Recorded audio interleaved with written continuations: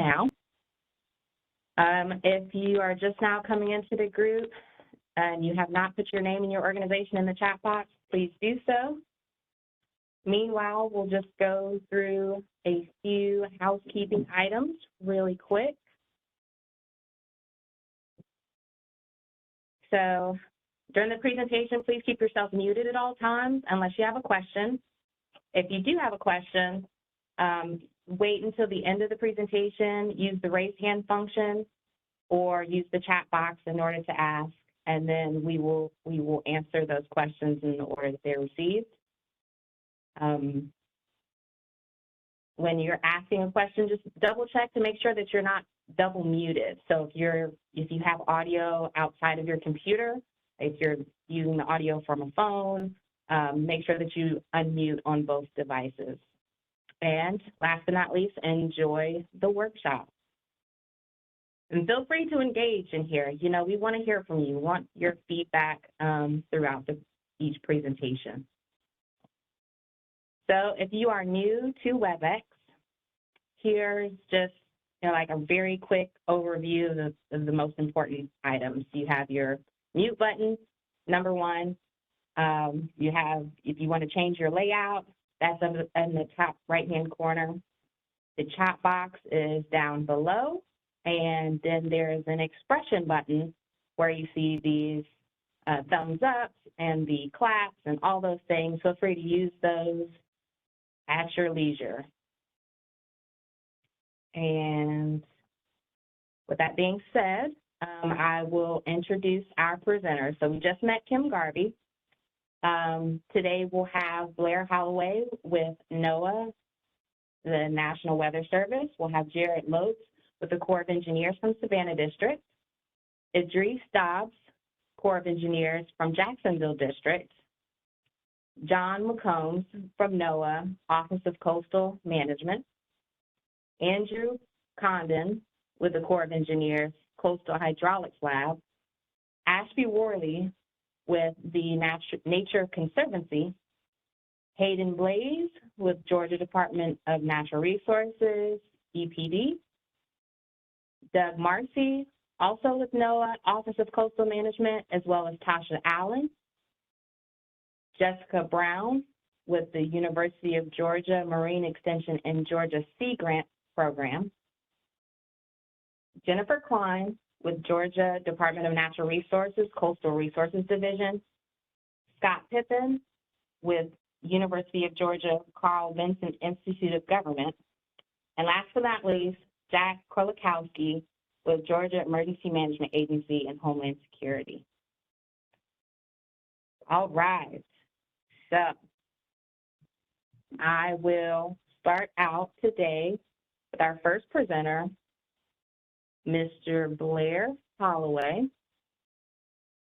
And let me just get you going here.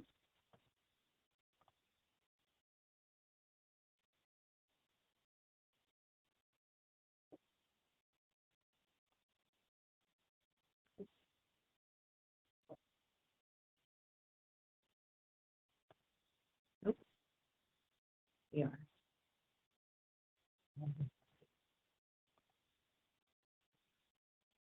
All right, can everybody see that presentation okay? Give me a thumbs up if you can.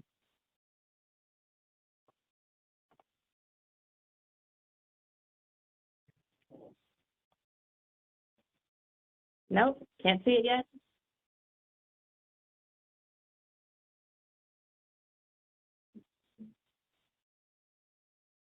Oh, my bad, user error.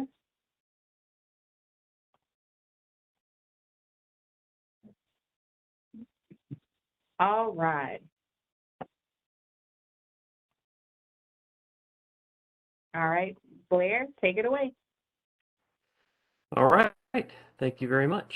Like I said, my name is Blair Holloway, and I am one of the forecasters, and I'm at the National Weather Service office in Charleston, South Carolina, and get into why I'm here speaking about the Georgia coast, but in just a second.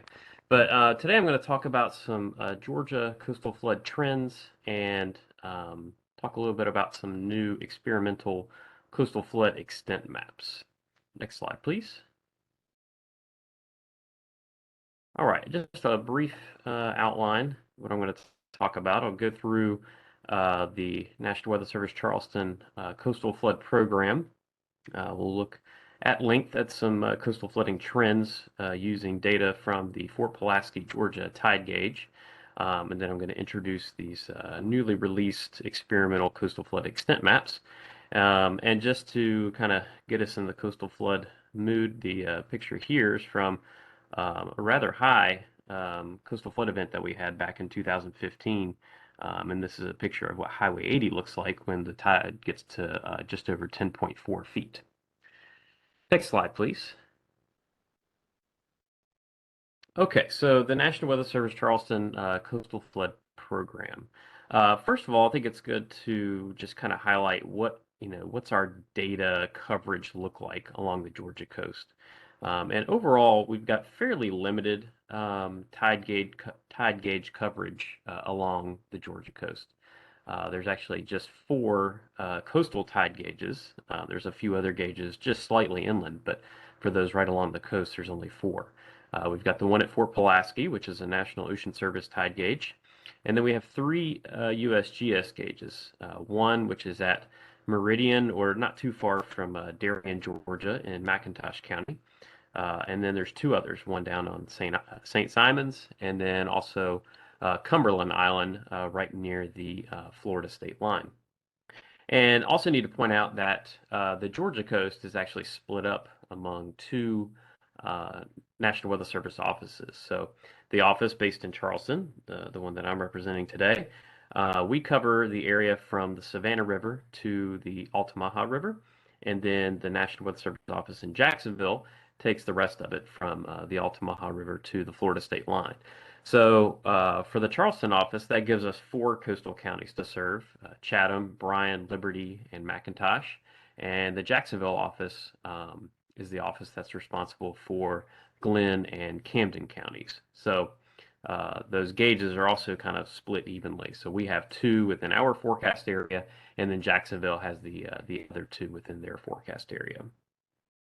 Next slide, please.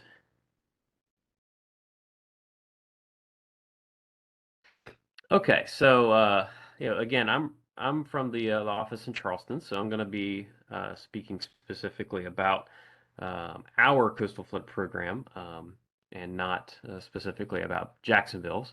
But for our portion of the Georgia coast, the coastal flood program is based on the Fort Pulaski tide gauge, and that's the National Ocean Service tide gauge that's located at Fort Pulaski, right at the mouth of the Savannah River.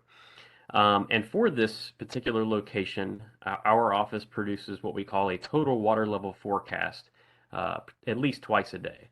And so this total water level forecast is what we do is we take into account the kind of the background astronomical tide forecast, and then we account for the impacts that meteorological factors are going to have on tide levels. So that could be wind speed, wind direction, air pressure, all those things that will push the water levels either above or below what the astronomical predictions are. And so we make this forecast twice a day, and you can see an example of it there on the graphic. So everything in the blue on the left-hand side of the hydrograph are the observations for the last 3 days, and then everything to the right there on the right-hand side is our total water level forecast, and that's a 3-day forecast that's produced, and it includes hourly tide heights. And we're really focusing on the peak or the high tides, since we know that's where the greatest impacts are. And so based on this total water level forecast, that's how we make our decisions regarding whether or not to issue coastal flood watches, coastal flood warnings, coastal flood advisories. That's the forecast, the information that we're using to base those product decisions are. So a little bit about the Fort Pulaski tide gauge. Data actually goes back to 1935, but there's complete annual data back through 1936. So through 2001, we have 86 years of tide data to look at. And specific to the Fort Pulaski tide gauge, these are the flood thresholds that we have set over time. So we've determined that action stage is 9.2 feet above mean lower low water. And I'll just mention that all the tide heights that I'll be mentioning are in reference to the tidal data mean lower low water. Minor flood stage is 9.5 feet, moderate flood stage is 10 feet, and then major flood stage is 10.5 feet. And those thresholds have been determined over time based on the level of impact that occurs when tide heights reach at or above those various thresholds. And so in the next few slides, we're going to go through just looking at some trends over time and seasonally. And I'll just point out that all this data, these graphs, as well as many others, including for the Charleston Harbor tide gauge, are available at our Coastal Flood Event Database webpage, which you can access through the address listed there. All right, let's go to the next slide, please. Okay, so our first graphic that we're going to take a look at here is we're looking at the number of individual tides that have reached or exceeded our action stage, or 9.2 feet above mean lower low water for every single year dating back to 1936. So again, we have 86 years of data to look at here. It's pretty obvious what the trend is over that 86-year time period. Going back to the beginning, it was this threshold was only breached really maybe a couple of times every year. And that trends all the way up to, in recent years, where we've seen as many as 42 tide events above 9.2 feet, and that was back in 2019, and that is the highest on record. But I think it's also kind of instructive to look at it. What are the trends over the various decades? So if we look at the past 80 years, you can see all the way back to the 1942 to 1951 time period, we weren't even averaging one tide event per year to exceed this level. And then kind of fast forward to the last 10 years, that's now happening at a rate of about 23 times per year. And if there should be one more animation that should load, I think, on this slide. Yeah. So another way to kind of put that into perspective, how the increasing trend is at this level. We've basically had the same number of tides in the last 3 years reach or exceed 9.2 feet. That's 101, as we did over the first 63 years of the database, which was 104. And again, the last 7 years have been particularly busy. Just that time period, 2015 to 2021, accounts for about 44% of all tides on record to reach or exceed this level. All right, next slide. All right, let's see. Yeah, there's no animations on this slide. So this slide here just breaks down the number of events over that same 86-year time period by month. So it's kind of important to look at things seasonally to see when the most events occur. We're really, and this is going to be kind of consistent across all the different thresholds that we look at. The most active time period of the year is the fall, so September, October, and November. About 43% of all events occur during that 3-month time period.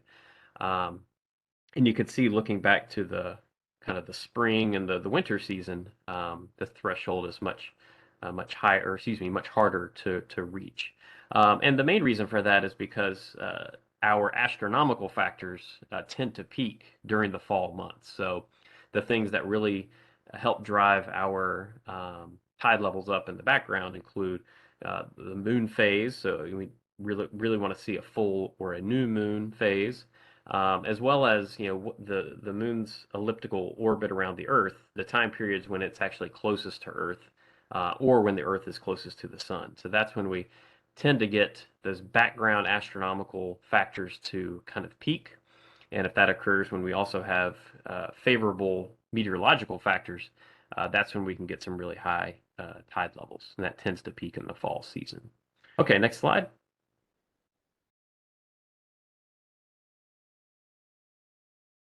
All right, so the next threshold that we're going to look at is 9.5 feet, and if you'll recall from one of the previous slides, this is our minor flood threshold. So this is kind of when we expect, kind of minor impacts from coastal flooding to begin at 9.5 feet.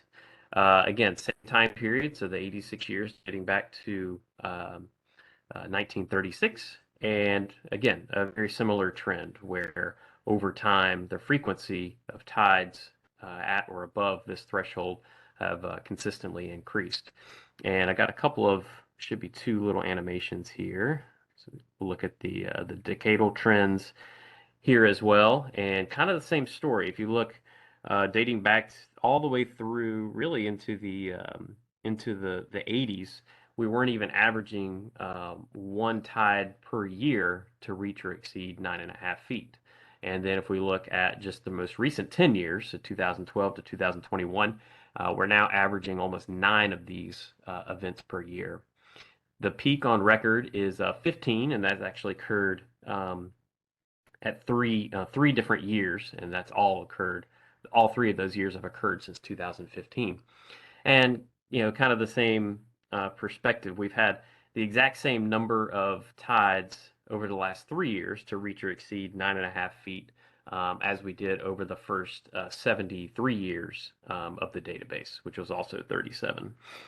And again, just to underscore how active these coastal flood events have been just in the last 7 years, so since 2015, over half of all the events on record have occurred just in that 7-year time period.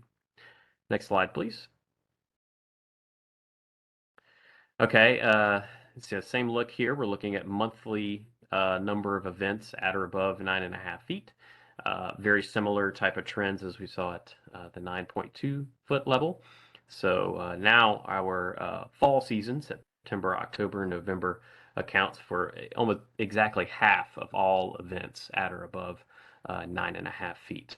And again, this level is something that's pretty rare to hit in kind of the first part of the year. So you can see January, February, March. March especially, it's only happened in the month of March one time all the way back to 1936. So something that we deal with, on a much more frequent basis during the fall season. Next slide, please. Okay, and the last height threshold that we will look at is at or above 10 feet. And so recall this is our moderate coastal flood threshold. So you might be asking, what's the difference between minor and moderate coastal flooding? So now at the moderate level, 10 feet and above, we're looking at more significant impacts than we are at the minor threshold. For a good example is when we start to get at or above 10 feet mean lower low water, that's when usually Highway 80 becomes completely flooded and will have to be closed. That's a kind of a typical impact that we have there in the Savannah and the Tybee Island area.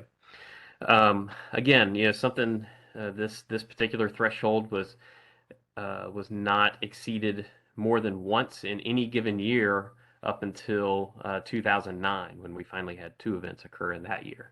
And so, all across that time period, not even averaging 1 event per year, but now in the last 10 years, we're averaging almost, just over an event per year. And if we look more recently, the last several years, one more animation, I believe, if you click there.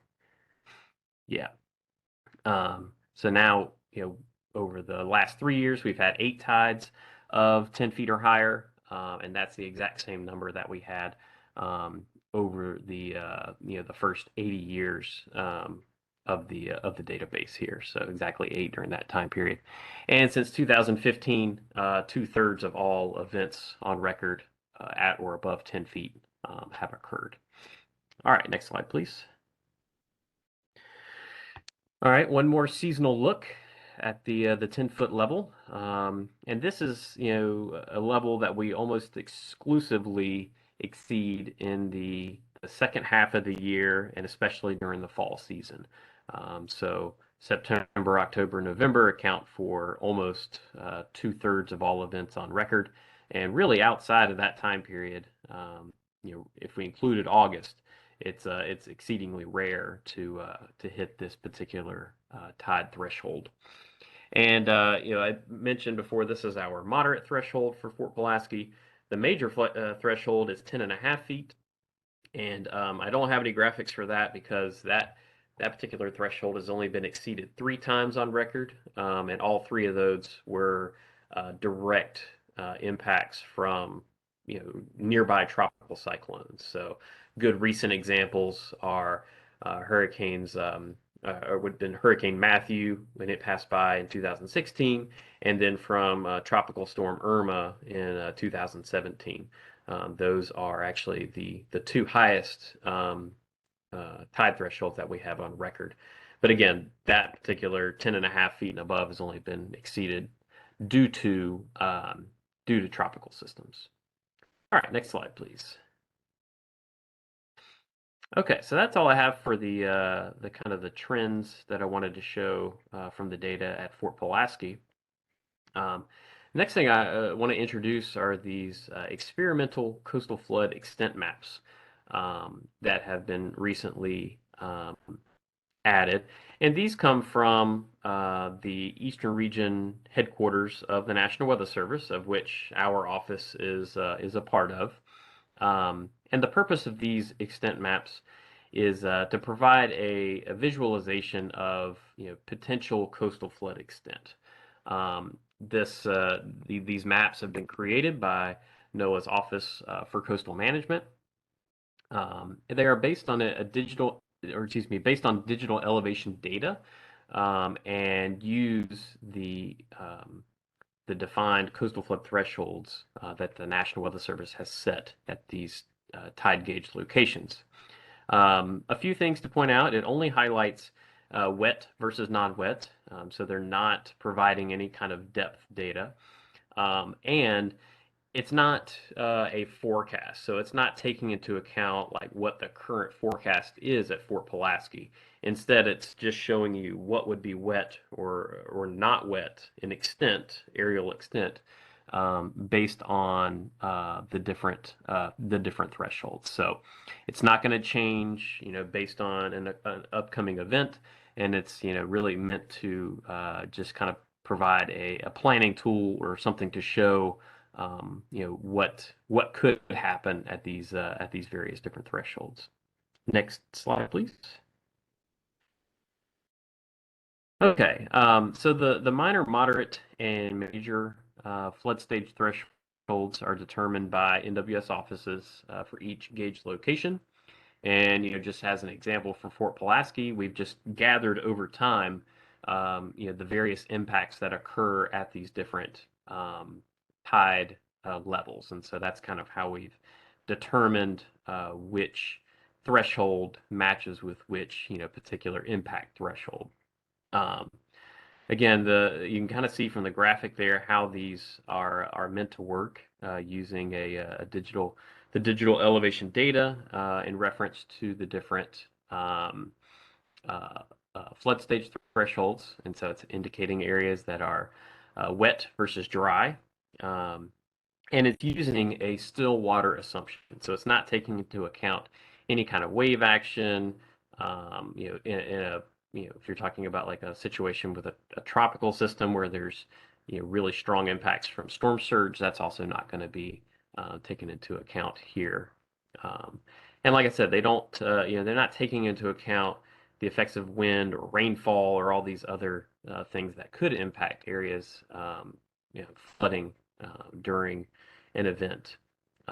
But I think they can be used as a good planning tool to give folks an idea of what their potential impact would be for a tide event of a particular height comparison to a threshold.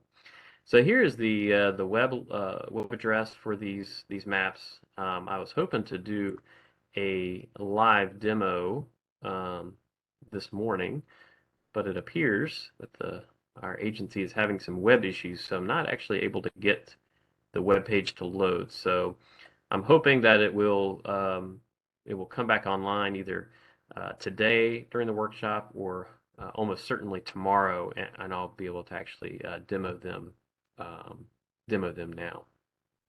Let's see. Yeah, Jared, I'll put in, I saw your comment there. That's all that I have here since I'm not going to be able to do the demo. So I guess I'll take some questions if there are any.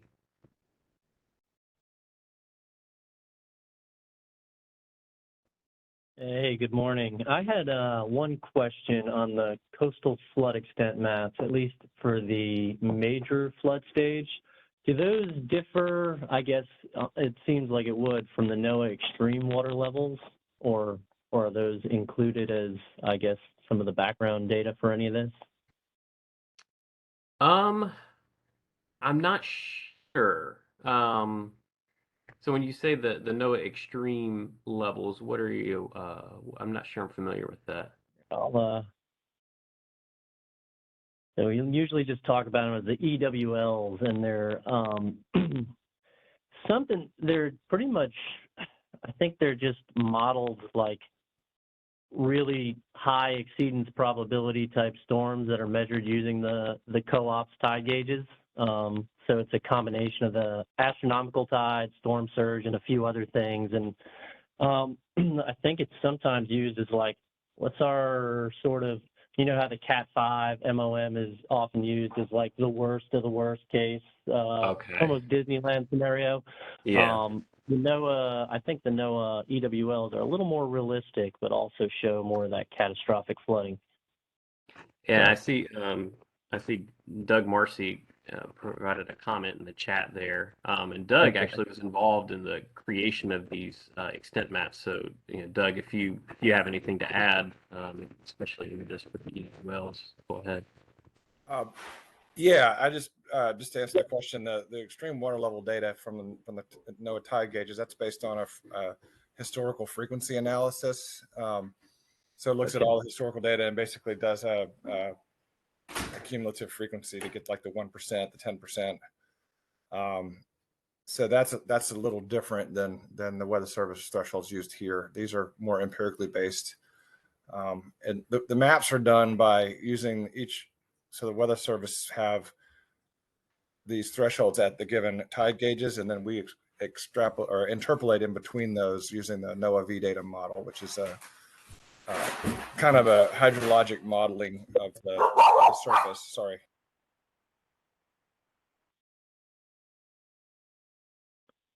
Thank you for the explanation. Yeah, thank you, and thanks, Doug, for chiming in. Yeah, thank you so much, Blair, for the presentation. And are there any other questions? Feel free to come off mute and ask, or enter them in the chat box, either one. Got a few more minutes before we move ahead.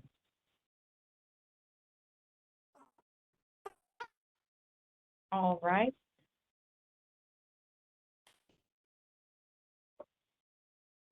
Can you hear me? Do we have somebody asking a question? Yeah. Doug posted the EWL data, though, so that's pretty interesting to take a look at if anyone hasn't seen that.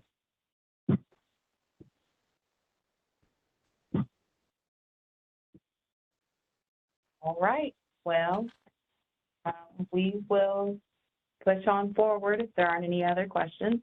Yep. Oh, no, wait. There's another question in the chat box. How are the minor, moderate, and major flood thresholds determined? Yeah, Drew. So those are, I mean, it could be, I guess, a number of different things. So, with a gauge like Fort Pulaski, where we've had data for, many decades, and we've been able to, kind of gather impacts from, emergency managers, folks at the county level, or various coastal communities. Basically, they're telling us, what type of flooding occurred with each, coastal flood event that occurred. So if we get a tide that gets to, let's say, 10 feet, we'll gather, what type of flooding occurred at that level. And essentially over time, when we've been able to determine, what tide level most consistently is when these kind of flood impacts occur. So at the minor threshold, we're really looking at, fairly, again, minor impacts. So it might be, some roads start to get water on them, things that are more of kind of a nuisance to everyday life, with traffic in the mornings, for example. Now, at the moderate level, we might get to the point where, roads start to get closed because the water is deeper, the tide level is higher. And then at the major flood level, that's when we're starting to talk about, damaging type of flooding. So in this example at Fort Pulaski at 10.5 feet and above, we've determined, either from talking like, for example, to Chatham County, they have, there's some impacts to structures maybe on Tybee Island that might start to take on water when the tide level gets to 10.5 feet. So it's something that we've kind of developed over time, either through going out and doing actual damage surveys or just from collecting, damage impacts from our users, and then we set those thresholds based on the impacts that occur. Does that answer your question, Drew?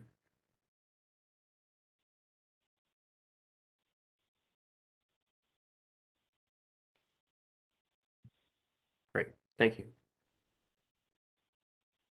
All right, thank you guys very much for the questions and answers and things.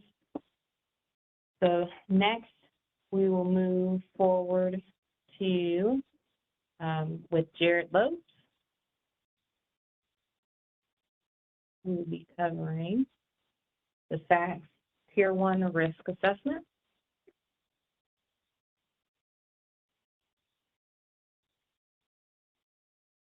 All righty, Jared, when you're ready. Yeah.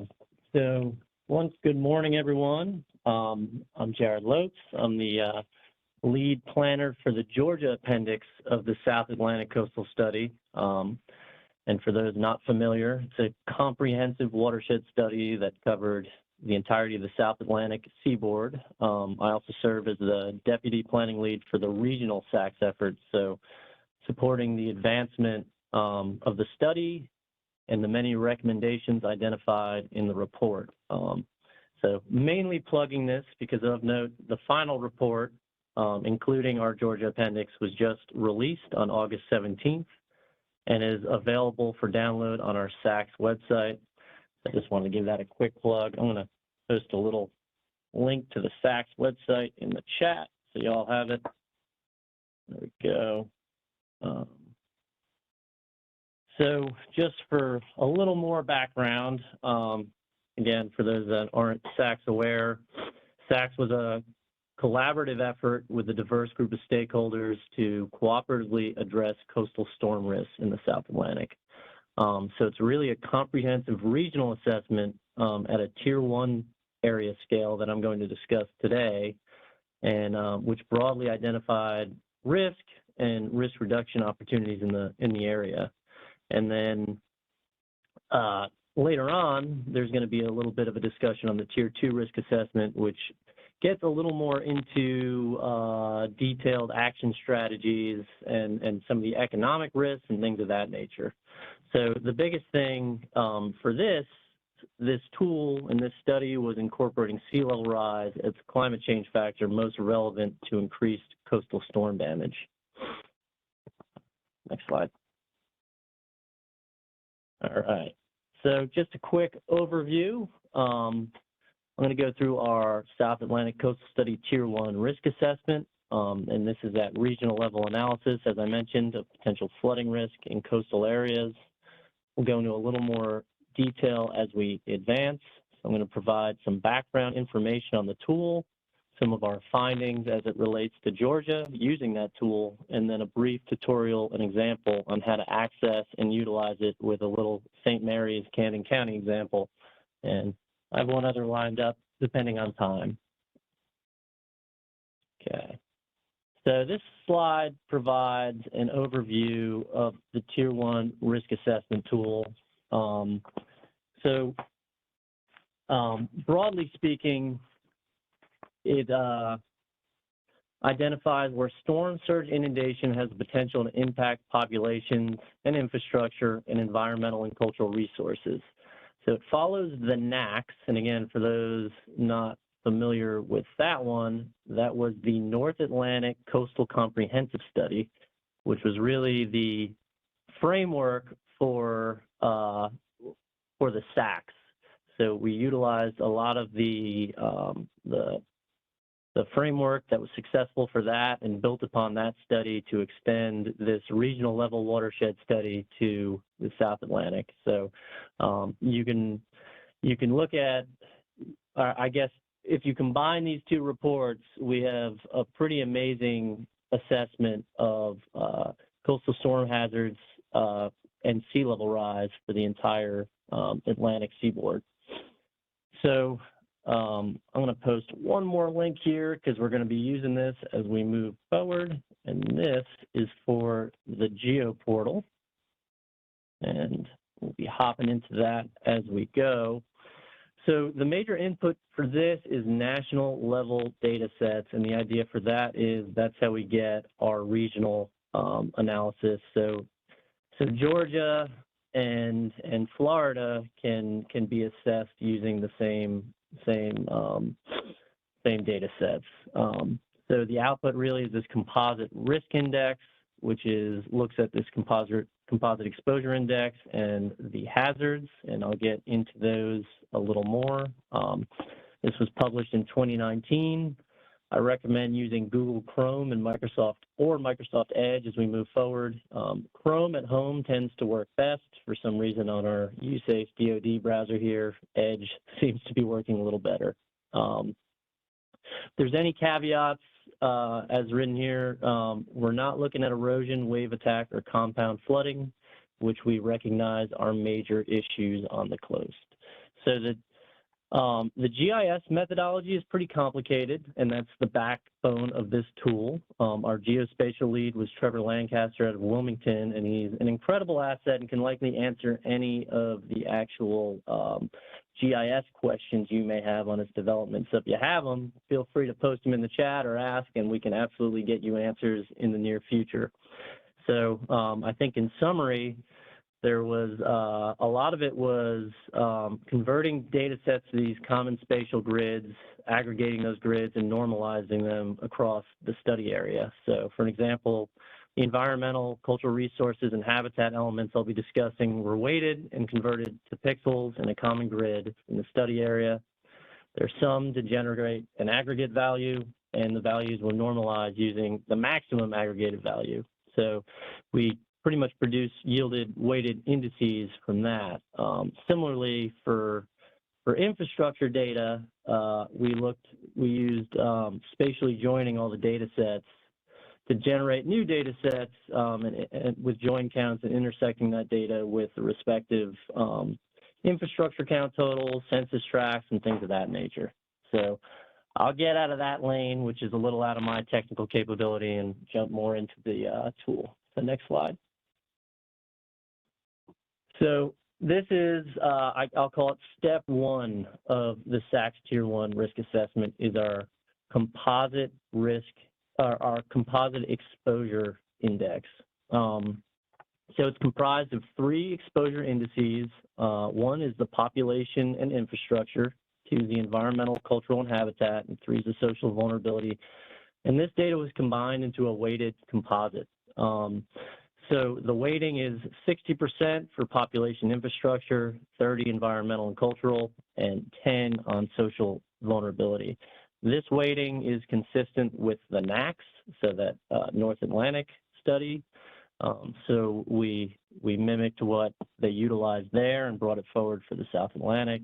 I guess if you're asking what a national level data set is, this is really well described in the tool itself when you go through the Geo portal and you click that Tier 1 risk assessment. And there's also a geospatial appendix that describes both the methodology and the data sets used in a lot more detail. But I'll give you just a quick example. For population infrastructure, this would be things like the 2015 Census American Community Survey, population density calculated at the census tract level, and things like that. For infrastructure, we looked at Department of Homeland Security, Homeland Infrastructure Foundation level data. And again, that was also, density was calculated at the census tract level. For environmental and cultural, we had a lot of data sets for this, but we used things like TNC conservation areas, NOAA coastal change analysis of the CCAP and environmental sensitivity index data, the NWI, and things of that nature. For cultural resources, the major tool was the National Register of Historic Places and the USGS protected area data sets. So understandably, when we went into our Tier 2 assessment, we were able to go more at the refined level using, Georgia-specific and even some restricted level data that isn't publicly available. But for this, again, as I said, these are all the publicly available data. And for social vulnerability, this was based on the CDC Social Vulnerability Index at the census tract level. So 2015 data was the major influence on that. Next slide. So the composite risk the composite risk index is a combination of the composite exposure index times the hazard. The Tier 1 combined hazard surface raster was created by intersecting the 10% AEP water level, the 1% AEP water level, and the Category 5 maximum of maximum storm into a single raster map to create a combined hazard grid. So for sea level rise, 3 feet of sea level rise was added in a bathtub approach to the 10% and 1% annual chance water levels. And that number largely corresponds to the USACE medium curve for a 100-year projection and the USACE high curve for a 50-year projection. So that was assessed and sort of normalized for the entire South Atlantic seaboard. Understandably, each region, each state, when you break it out based on your local gauges, is going to have a slightly differing number. But for, again, this sort of regional assessment, that's what we utilized. And when we just look at our probabilities, we're going from 0.1 at the 10% to 0.001 when we look at the Cat 5 MOM. Next slide. All right, so the tool that sort of provides that final output is a composite risk index. So this is derived by multiplying the probability of a coastal flooding hazard against that composite exposure index, which was that weighted aggregate of the exposure data sets for population, infrastructure, social vulnerability, environmental and cultural resources, as I previously described. I just want to emphasize that population infrastructure, again, was weighted at 60% based on the NACS. So that has a major driver for what is identified as high risk. So when you combine that with our inundation flooding hazards, with sea level rise, areas with high densities of infrastructure and population tend to come up as some of the more high risk identified areas. Next slide. All right. So this can be found in our Georgia appendix, but the results of our SACS Tier 1 risk assessment for Georgia identified to the left and right here is specific census places with acreage of high-risk areas identified. The Tier 1 risk assessment used to identify 15 census places in Chatham County that showed the greatest existing and future risk. Overall, on the Georgia coast, most of the high-risk Tier 1 areas were identified in Chatham County, so that's 15 to 23.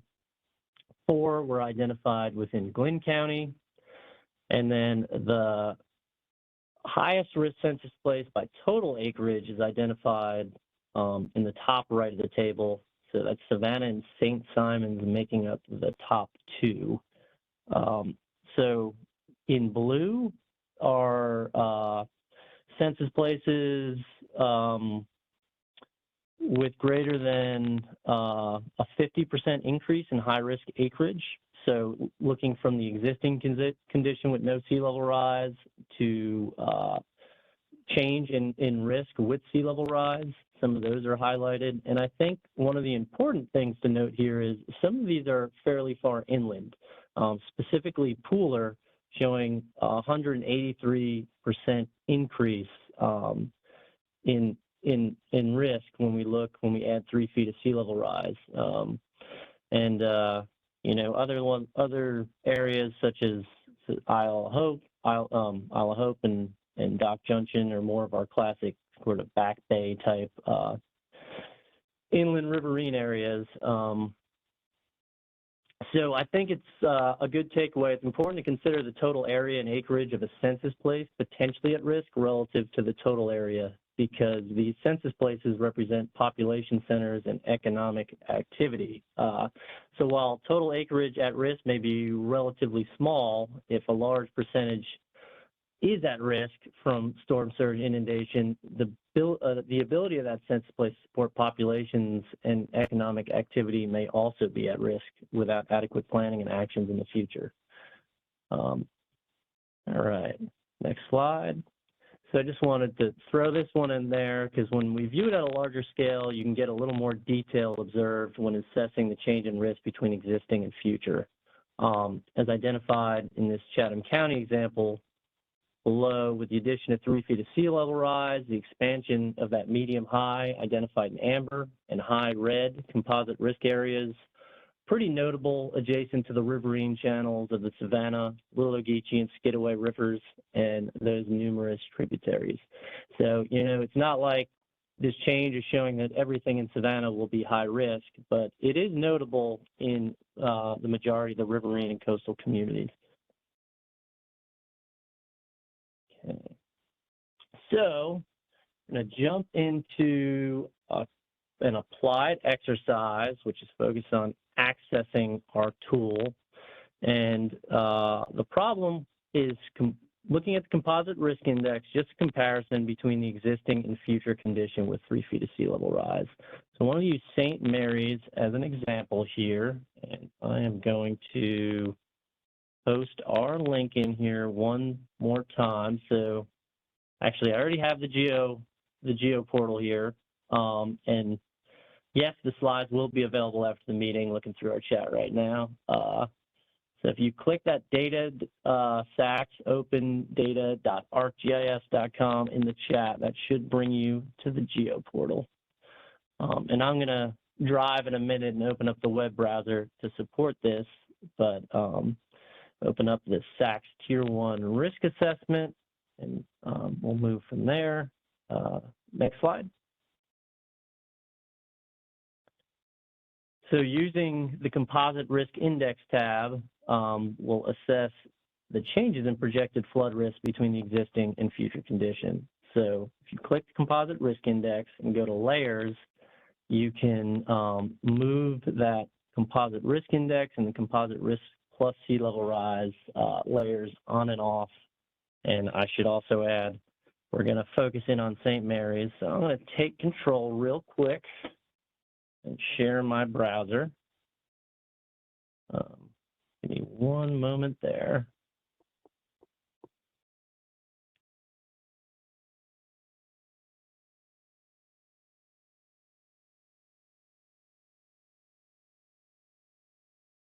All right. So for those that didn't quite follow along there, this is the main SACS website. From here, you can access the geo portal. You can go right into the SACS Tier 1 risk assessment too, but the geo portal I think is a better little area to jump in and access what we have going on. And this provides you with the entire suite of SACS tools.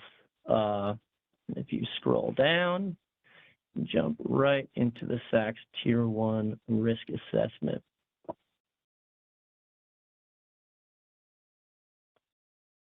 So due to the always high chance of technical mishaps when you're doing a live demonstration, I preloaded a whole bunch of this data. So I'm just going to jump right into that. So upon loading the SAC Tier 1 risk assessment, I click the composite risk index here, and you'll start pretty zoned out. You can use your search to load up a specific area. But I took the liberties of pre-zoning into St. Mary's, so this didn't have to load on the fly. I'm already too far. There we go. Okay, so the Layers tab is, you're going to see probably a bunch more layers than you need. Including layers for Puerto Rico and USVI. You can turn a few of those off and it will make your tool load a little quicker, which is helpful. Give me one moment here. So I would recommend having that hybrid reference layer, composite risk index, and composite risk plus sea level rise loaded. So really what I just wanted to demonstrate here was this is the composite risk index. And this is the existing condition. When we turn that off, you kind of see that encroachment of medium-high risk throughout St. Mary's. And most notable is the center of St. Mary's, which is called the Spine, is one of the areas most at risk. And it's just an excellent area to, I guess, emphasize for the city and county. And I know it's already on their minds, so that's kind of why I wanted to show this little exercise. Similarly, as you go to the north, including some areas of Kings Bay and that proper, you can see the expansion of some of the, let me show you real quick, how that just generally expands. So this is really just showing potentially exposed areas to inundation. So it is rudimentary as it is helpful. So when you identify an area high risk, I think it's important to do further analyses here, but it's a great way to get started on supporting and identifying some of these areas potentially at risk. Okay, I'm gonna jump back to the demonstration real quick. Sam, can you grab that?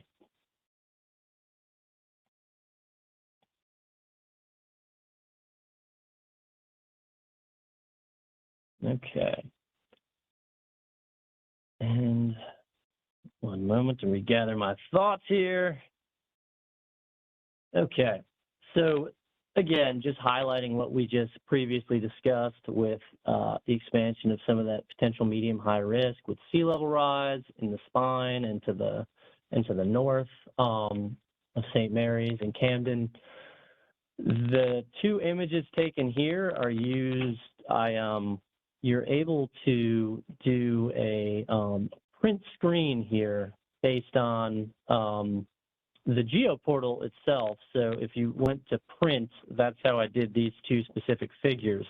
Of note, there's also, all this data is available in its raw form. So if you have expertise in GIS, you can manipulate this yourself and work with that data. How are we doing on time, Pam? We're doing good. We have about 15 minutes. All right. So I might as well quickly jump into the next one as well. I did one more little exercise just to show you another aspect of the tool. Next slide. So this is the risk index comparison tab, and that's used to really identify the primary drivers of risk. As I mentioned, this is heavily weighted towards infrastructure, but depending on where you're located, it can offer some fairly interesting results. So I'm gonna do next slide as well. It's kind of showing the same thing. And then I'm gonna jump back into the tool, just give you a quick example. Just wanted to show you what you can do with this. So this one is the city of Savannah, where we obviously have a little more population density in the city centers. And we also have some of the highest ground in the center of city of Savannah, but you can kind of see how that meshes between population, environmental, and so on. But all right, I'm gonna drive one more time real quick.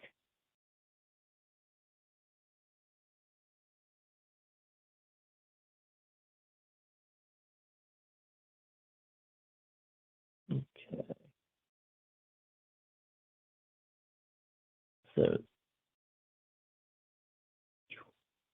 it's the risk index comparison tab to the right. I'm going to zoom in towards Savannah just because I think it gives a pretty nice comparison. We're getting there.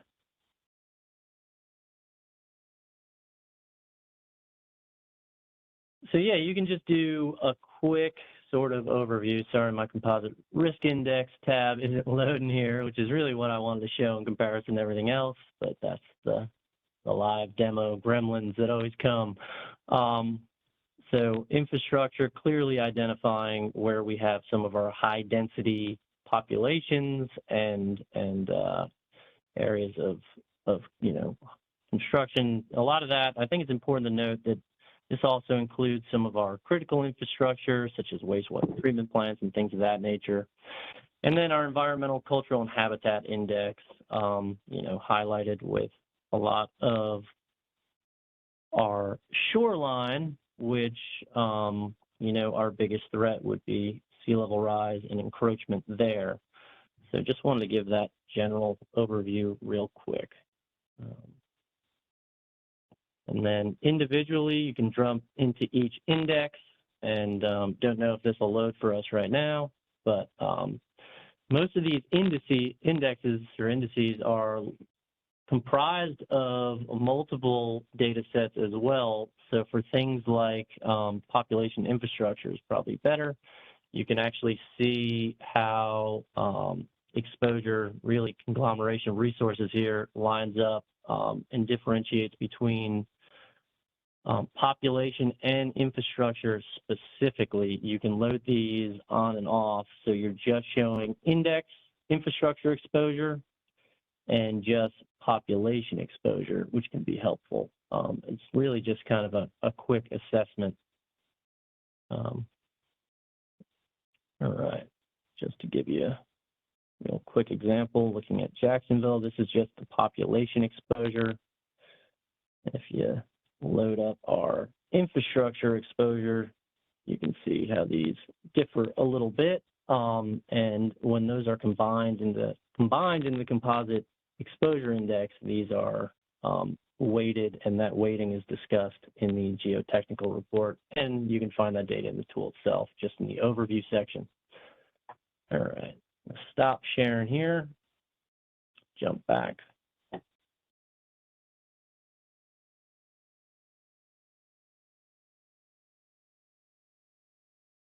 Thank you, Pam. You can jump in the next slide. So that was largely the presentation, just as a, I guess, in summation, the South Atlantic Coast Study Tier 1 risk assessment identifies potentially high-risk locations in the main report, our Georgia appendix, and the Georgia Focus Area Action Strategies, which included Chatham County and Glynn County. These data layers can be downloaded from the GeoPortal, and within the GeoPortal itself, you can create those high-resolution maps, and you conduct additional analyses, using each exposure index and so on, and cycling through how those change with the input of 3 feet of sea level rise. And of course, that data is available in its raw form for your manipulation and assessment in GIS itself. Thank you, and any questions? Thank you for that, Jared. I just had, one general question, because this was definitely a lot to take in, and I've seen it before. So to say that for it to be the second time, I'm sure for somebody seeing it the first time, it might be a lot to digest. You talked about how this was a good first step and to assess some of your high-risk areas and just get your mind wrapped around where you should be looking or putting your emphasis on for, more assessment activities.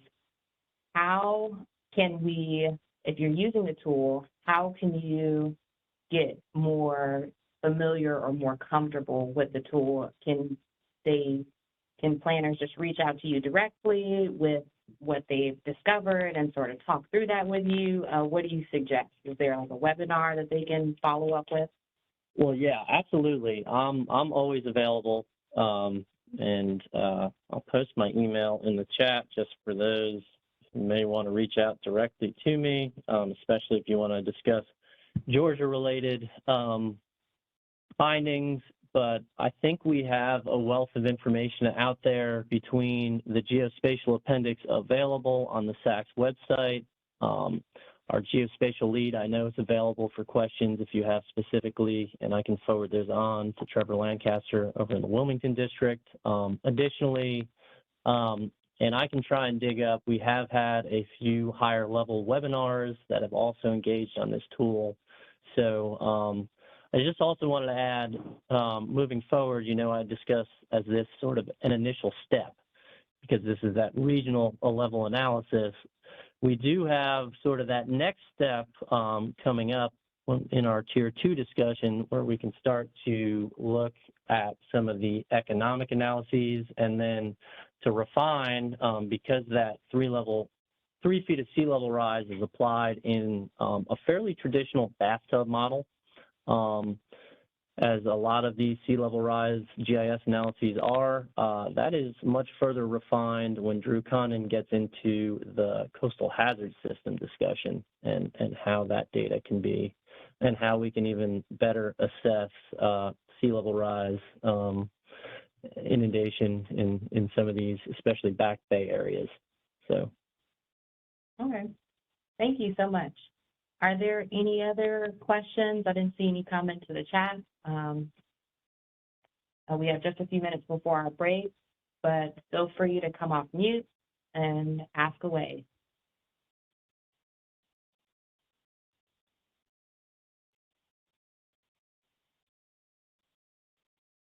All right. So we have a break scheduled, roughly a 15-minute break, I would say. So plan to come back by 10:25, if that works for you all. All righty. And when we get back, we'll go over the SACS Tier 2 economic assessment.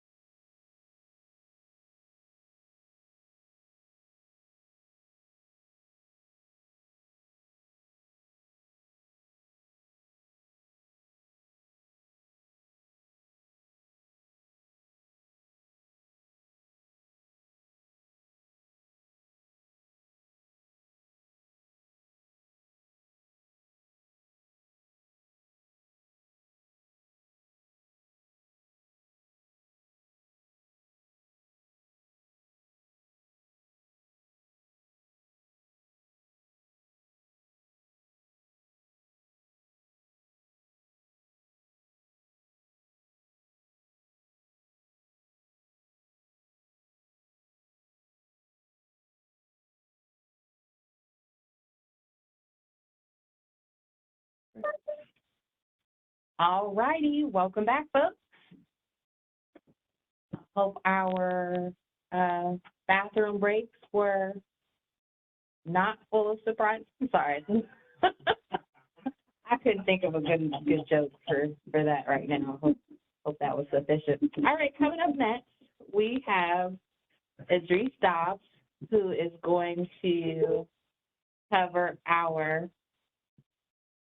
SACS Tier 2 economic assessment.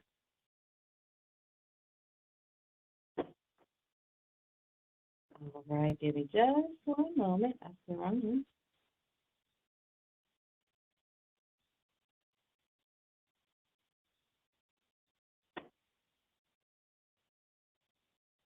All righty. Idris, if you're talking right now, I can't hear you. Hi, I'm here. Can everyone hear me? Yep, we can hear you. Okay, excellent. Okay, to get started here. My name is Idris Dobbs. I'm an economics regional technical specialist at the Jacksonville district, and I was the lead economist on the South Atlantic Coastal Study. I'll be presenting the Tier 2 economic risk assessment. If you could hit the next slide, please.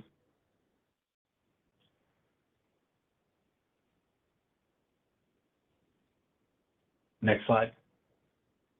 Okay, thank you. Okay, so the Tier 2 economic risk assessment purpose is to basically provide information on, storm surge inundation risk to public and private property and assist in determination of potentially high-risk areas. The goal was to help users quickly get an idea of coastal storm risk associated with any particular area of concern. The use of the Tier 2 ERA can provide users with a way to quickly scale damages associated with a flood risk problem and get a rough idea of your potential damages and risk for a federal interest determination, or identify areas that warrant a deeper technical analysis. The Tier 2 ERA doesn't consider coastal hazards like erosion or wave attack or compound flooding. It's just coastal storm surge inundation. Next slide, please.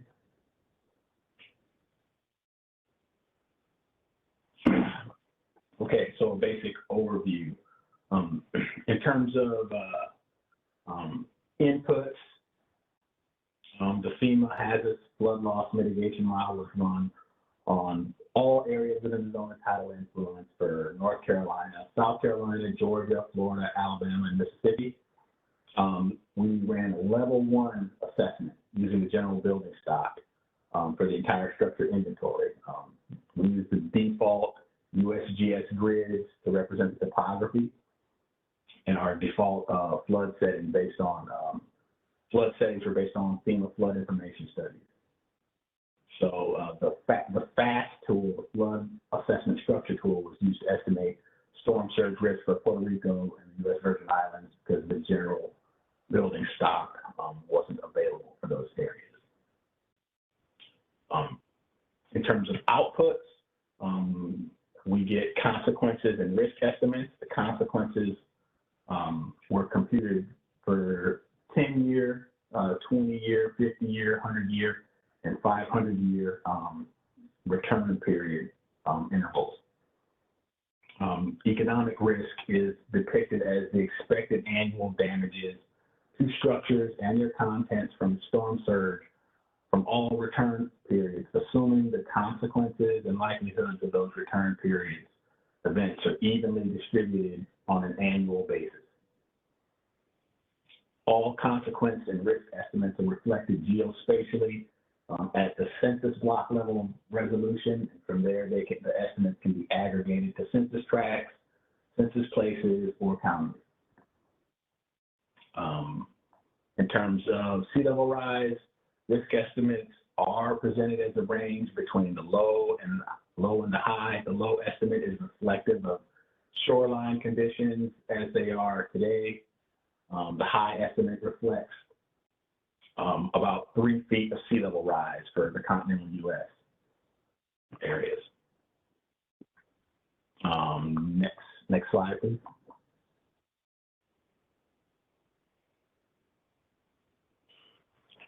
Okay, in terms of relationships to other SACS products, the Tier 2 ERA consists of a technical report, a web application, and data that's accessible through the web portal. I'll show you how you can get to all that. The links are pretty much similar to what Jared sent out earlier. It was designed to work with the SACS measures and cost library, which is used to scale measures with economic damages. You can access the measures and cost library through the GeoPortal as well. It's mostly just a document with tables that you can copy out and annualized damages or constant dollar damages if you want to do some assessments. But information on how to use, we're not going to cover it. We're not going to cover the measures and cost library in this resiliency workshop, but if you want to access it through the SACS GeoPortal, you can download the document and go through it if you're doing analysis and you need to get an idea of measure costs. If you look at this, so if you look at this slide, go back please. Just explain the previous slide.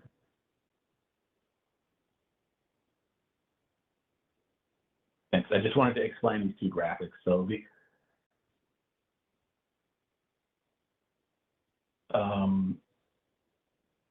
yeah, okay. This slide is the one we're looking for. So this basically just shows the Tier 2 ERA dashboard for the Savannah vicinity. It's a screen capture of what the web application looks like, and I'll show you that in greater detail in this presentation. And your figure over to the right basically shows your Savannah Tybee Island area through the SACS GIS portal, so you can access that data and download it if you wish, and use it for whatever you deem necessary. Also, it's important to note that these values are represented in FY 2018 values or price levels. There is, in the document, we discuss how to update the price levels if that's something that you need to do, so that you can, if you want to compare costs and benefits sorry, not benefits, but damages and measure costs in similar price levels. You can go to the next slide.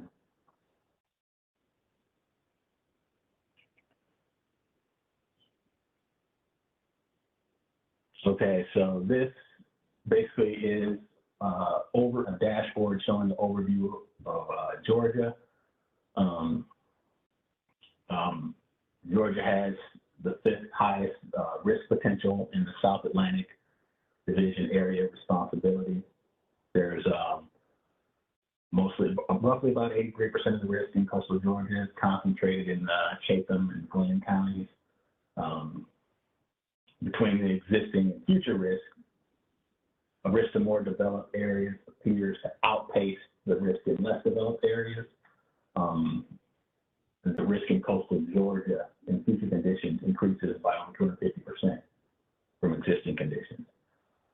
It's also important to note that for the measurement cost library, we're not assuming any changes in the general building stock over the period. So when you look at our future risk estimates, that's just assuming that there's 3 feet of sea level rise on top of the storm surge. But what we're not assuming is that there's going to be any changes in the asset inventory, which is obviously unlikely. But so if you factor in future construction, chances are those damages would probably be even higher.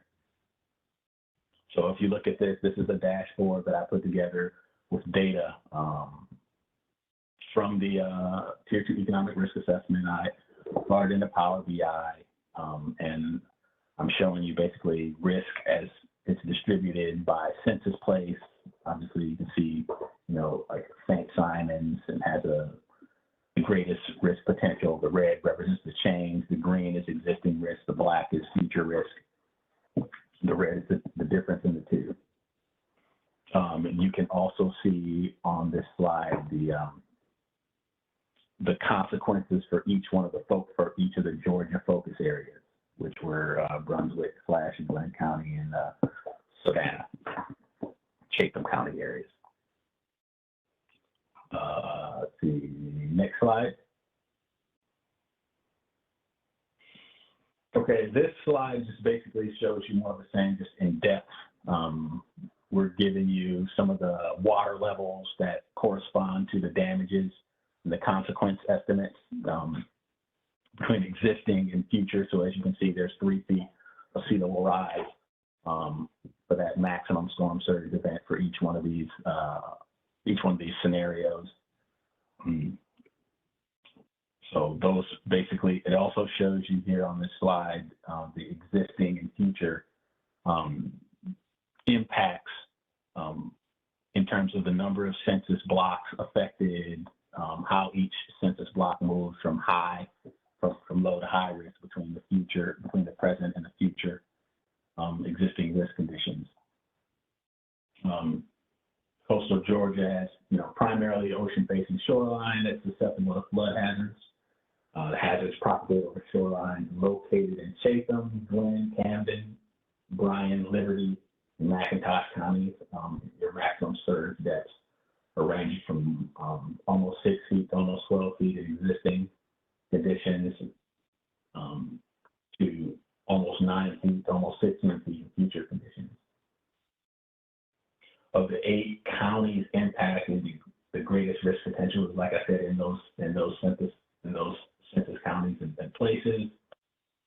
There's potential for relatively smaller coastal flood impacts in Charleston and Bradley counties. Of the 31 impacted census places, the top 5, like I said, are St. Simon, Skidway, Wilmington, Savannah, and Brunswick. Approximately 27 to 30% of the risk tends to be in more rural areas, with the rest being in populated areas. And the number of medium to high risk census blocks increases by about 220% between existing and future sea level rise conditions. Next slide.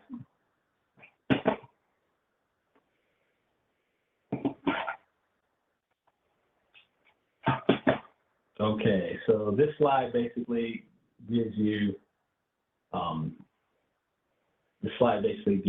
some, and you'll be able to download these so people can read these for themselves. I'm not going to go over each one. This slide basically shows you where all of the items that you would need to access to be able to use the Tier 2 Economic Risk Assessment dashboard. I'm not going to go over all of that. I'll cover it a little bit in greater detail when we get to the demonstration of the tool.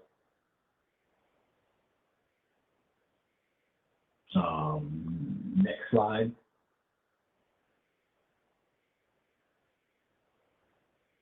Okay, so just to go over how to use this tool, and Pam, am I going to do a demonstration of this?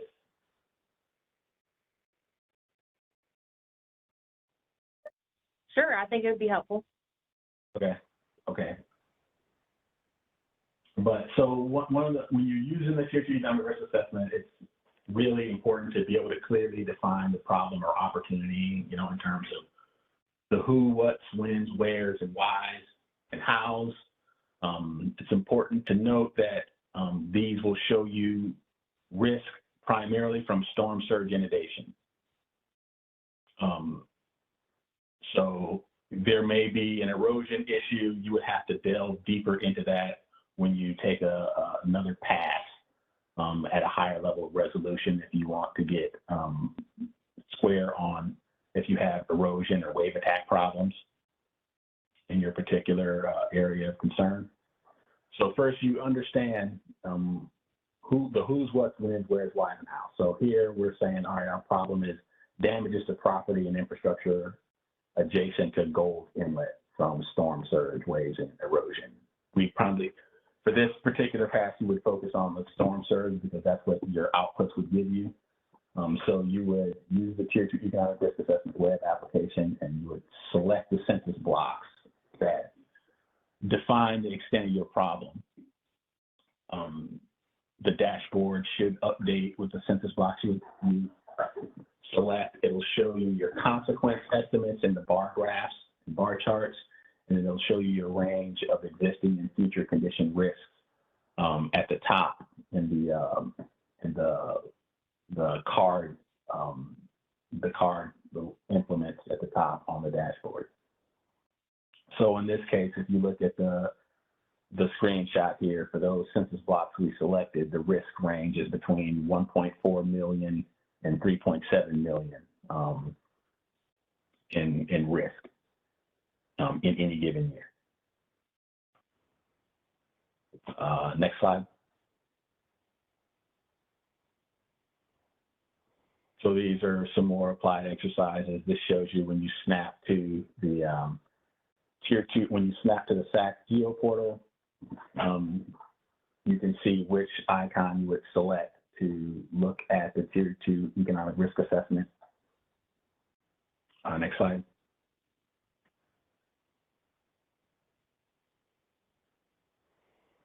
So here in this exercise, here you select like the lasso tool, select all these areas around, the southern tip of St. Simon's Island, for example, in this example, and then these two deals at the top light up with your existing and future condition risk estimates. Next slide. And in this exercise, if you want to see what your consequences are, these bar graphs, your future condition consequences, you'd select your risk, you would select your census block. It updates, the entire dashboard updates with your consequences and your risk estimates. And if you want to look at, for example, the consequences for your 50-year event, you would go here, and it's showing you you've got about 416 million in damage for a 50-year event at the high sea level rise scenario if it were to hit in this area. Next slide.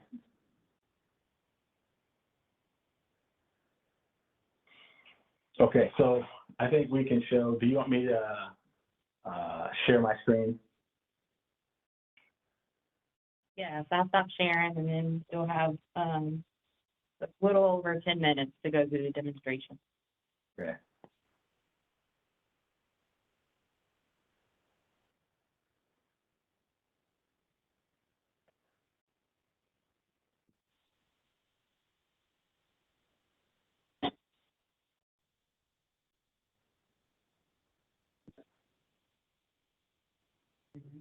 Yep.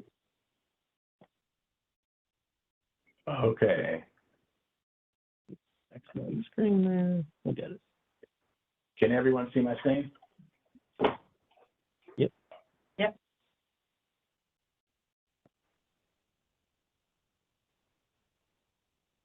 All right, I've got like a bunch of stuff here.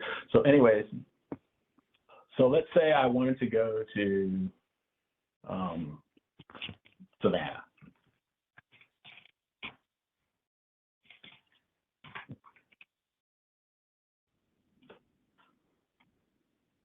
So I snap to the Savannah. I use this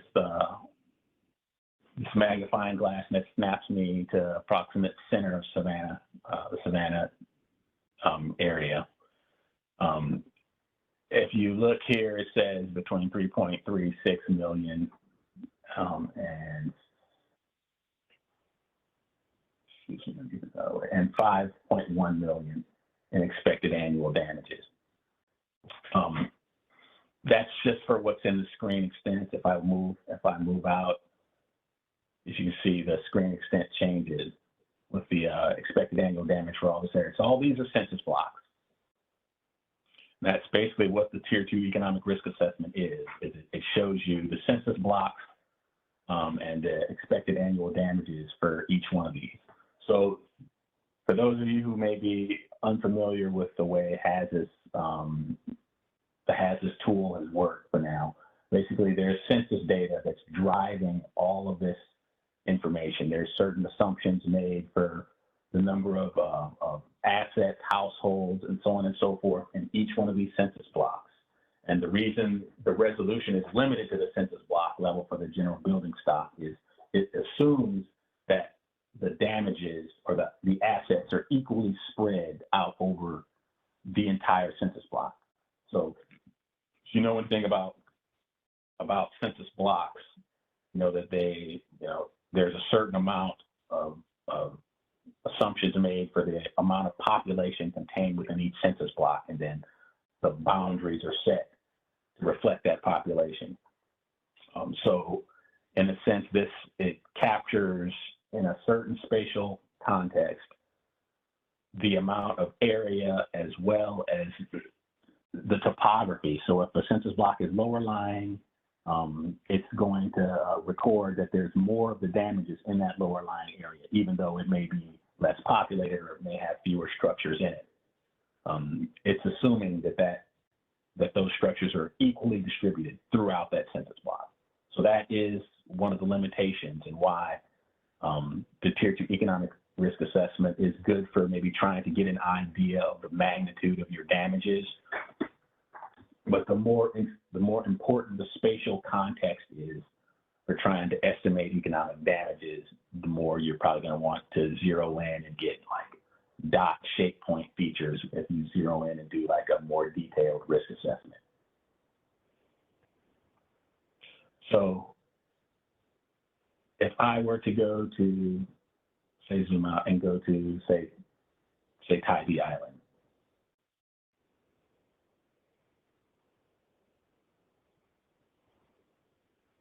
Okay, and I wanted to see if I wanted to select just these few census blocks here on the tip. If these were the area, this was the area that I was concerned about. I would go to this. I prefer the lasso tool. You can use a pointer, rectangle, or a circle. I would select the lasso tool, then select the area that I'm interested in. It highlights so you can see the existing conditions, highlights and shows you, okay, we got 1.3 million in annualized damages, between 1.3 million and 3 million in expected annual damages for the census blocks that I selected. These are the consequences, you know, so basically what this is saying is given, for example, a 100-year event, if a 100-year event hit this area, you could see anywhere from 23 million to 45 million in damages for a 100-year event. You can go here and block out the census or uncheck it, and you can see census blocks on one side of the screen, but look at the aerial photography on the other side of the screen. There's capability to change the base maps if that's what you want to do. I typically just keep it on the hybrid imagery. Or you can search and find more precise places to look at. One thing that you may have to do a more detailed assessment on is if, for example, you have back bay damages. It can give you an idea if you do have a back bay flood risk, but at the current level of development for the Tier 2 economic risk assessment, it's not going to tell you which proportion of the risk is attributable to the back bay versus the ocean side, the ocean facing side. So I believe that's about it for the Tier 2 economic risk assessment.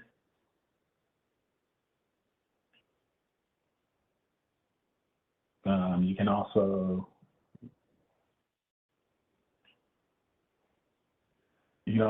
go through and download census blocks that have this data on them, and you can select what you want and download it.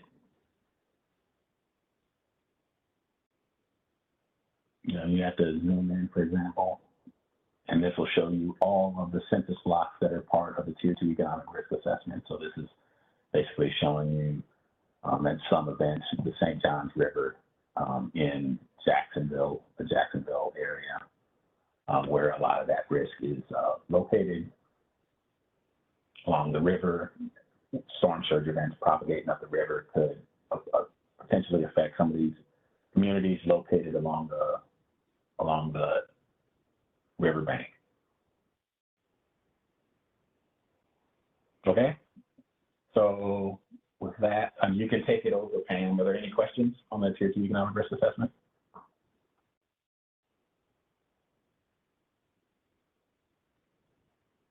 Yeah, thank you, Idris. Like you said, yeah, you guys have any questions, feel free to come off of mute or use the chat box. I was kind of curious that since they are in a census block, is it possible, you know, in those areas where our shades or our risk is assessed differently between, like right on the cusp of two census blocks, is it possible that one is assessed to have less risk or less economic risk compared to the other one, but it's still, both census blocks have the same type of features? Like, for example, with Savannah, you might have a culturally significant structure in a census block that's not reporting, you know, significant economic risk. So, but does that fall out of that particular census block because it's in a different one? So if you like, if I select one census block, or that one was, I gave us two, because let me delete this. So if I select one census block, it's going to give you the existing condition and future condition risks for just that census block. It's not going to give you any risk associated with any other census block. So what I would recommend you do, I mean, select both of them. You know, I mean, Okay. I think it's better to, it's always easier to focus down if you, during your assessment, if you determine that, you know, you need to screen certain areas out because you have your reasons for saying, okay, this area doesn't have the kind of risk, we need to focus here. But if you have questions or doubts, I mean, there's lots of uncertainty in all of this. Mm-hmm.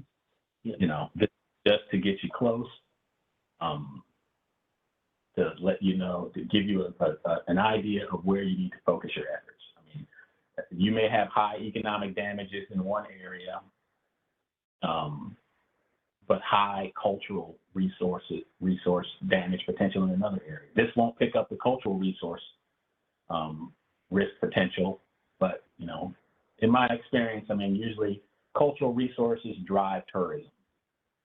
So even though you might not get a lot of damage and risk to physical capital in the area, you will probably, if your cultural resources get damaged, there's a good chance that you'll see risk to regional economic output. So does that answer your question, Pam?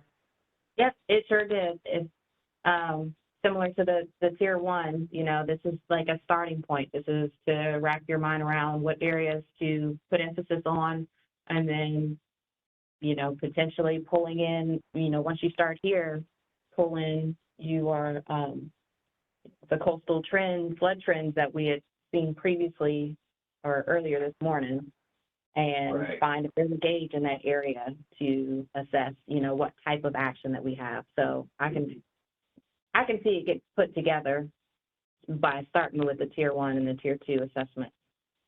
Right. Right. And I mean, and it's all over the entire stacks. As the risk changes over time with sea level rise, you kind of see the same patterns where the risk is increasingly migrating in to the mainland areas, your back bay areas. So any highly developed areas that are flat and low lying light up heavily, probably under the tier one, but especially under the tier two. The tier two economic risk assessment, they really highlight, and the damages are, you know, significant. So, I mean, as we move into the future, the SAC's findings were, I mean, is a pretty clear signal of risk to these communities that are landward of the barrier islands. Over. I just wanted to add that, you know, for if you wanted to dig a little more into the Georgia specific results, or even, you know, the South Atlantic specific results, Teresa might have mentioned this, but there is a Tier 2 ERA report specifically on the SAC's website. And then to dig into Georgia, in the Georgia appendix and the focus areas, we further discuss kind of the geographic distribution of risk throughout. And a lot of that is actually looked more at the census place scale. So it's, you know, multiple blocks make up a census place versus that individual block scale where we can get into in the tool. So it's interesting to kind of see how those go together as well, again, on that distribution of risk, with St. Simon's and some of our other places showing that highest potential EADs. So that's out there, and I think definitely worth a look. So thank you, Idris. Yeah, no problem. Thank you. All right. So up next, we will have John McComb with NOAA. And he's going to cover the coastal flood exposure mapper. Yes, I will be. Starting to share my screen now. So it says you need to stop sharing, then mine will start sharing.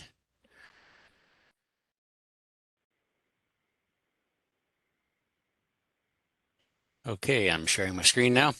Thank you very much for having me here. And today I'm going to be talking about our coastal flood exposure mapper. My name is John McCombs, and I'm the Southeast and Caribbean Region Geospatial Coordinator with the NOAA Office for Coastal Management. I'm situated in Charleston, South Carolina. So for today's presentation, this is a quick outline. I'm going to give you a brief overview of what the tool is, kind of general terms.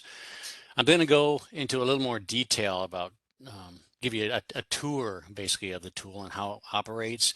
Talk a little more about some of the layers and the data sets that are within that might be of interest to you all.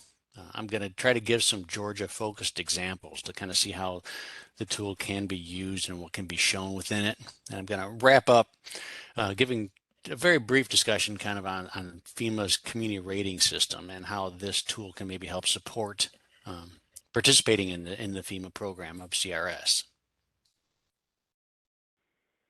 So start off with the overview of the tool. It was developed by our office here in Charleston, and what it does do, it's an online visualization tool. So communities can take a look at their coastal hazard risks and vulnerabilities, and then they compare those coastal hazard risks against people, places, and natural resources in the area to see how those items might be exposed to different coastal flooding hazards. To access the tool, there is a web link on the slide. Also provide links there with the tool. This is a national level product, so we map it for the full coastal region of the U.S. We're using nationally consistent data sets. So what that allows you to do is compare areas across different geographies. For the output, you get a set of customizable maps that you can then save and then use in reporting tools and outreach opportunities, public education opportunities, reports, documents that you put together. We do keep it current, so as the data layers that I show you, when those data layers are refreshed and new ones come out, we do make our best effort to incorporate them within the tool itself, actually. And recently we did just update the storm surge models for I think Texas through the East Coast was just updated this year, and those data layers are being incorporated into the tool. Being a web-based tool, there's no additional hardware or software requirements. Anyone who is familiar with going in and playing around with an online map can go in and use this tool. There's no special permissions required or hardware or training. And then finally, any caveats, This is kind of a screening level tool. It's fairly detailed, but again, it's a screening level analysis to start your studies. If you wanted to go further into details, look at more detailed information for engineering level, you could use this to figure out areas where you may want to do the more detailed engineering level studies and engineering reports, where you might have to bring in more detailed data sets. So that's very quickly, that was like I said, just a high level overview, but I really wanted to spend my time actually more time going into the tool itself and kind of showing you how it works and what you can do with it. So I'm going to, you can go to coast.noaa.gov/flood exposure if you'd like to do this on your own. If you've got a second slide, thank you, Tasha, for pasting the link in there. Or if you do have the slide, you can click on the link. You can just watch what I'm doing as well. So when you go to the main landing page, this is what you're going to be greeted with. This is a coastal flood exposure mapper. It's a tools page within our digital coast. There's some basic information about the tool and a lot more information on the tool, which we'll go into later actually. But you got the launch button. So we're going to launch it. You come into a splash page with just a little overview, and we're going to get started on the tool. So again, this is a national level tool. So you're greeted with a national level view of extent. Very quick tour of it. Basically Google Maps, you can type in wherever you would like to start looking around. I'm going to type in Brunswick. Am I missing my, yeah, spell it right. Brunswick, Georgia. So you just click a location, just like Google Maps you're used to, it'll zoom to that location. Don't pay attention to what's being displayed now. We'll talk about that in a minute. I'm just giving you a tour right now. So you type in your location. In the lower right, you have several more options. You have your standard zoom in and zoom out. You can change your base maps to different types. Also, you can turn on an overlay of some road layers on top. Whatever data layer is being displayed in there, you will have a legend that you can open and close as well. Anytime you're looking through this map and you see something you like and you want to share with someone right away, you have something of interest and you want them to see the exact same thing you're seeing, you have the ability to copy and share the URL. When you send them this location and they go to that URL, they will see exactly what you are seeing on screen as well. And the last icon down here that's really probably one of the most important features of this whole display to learn more about it is the question mark. When you click on that, you get a whole new screen talking about the exposure, coastal flood exposure mapper, basic disclaimer. But at the bottom, you have a lot of additional resources. Now, these are great resources that everyone should be looking at if you want to learn more about the tool that you don't pick up today. You can go back to the landing page where we started. We do have frequently asked questions. These next couple are actually the data itself.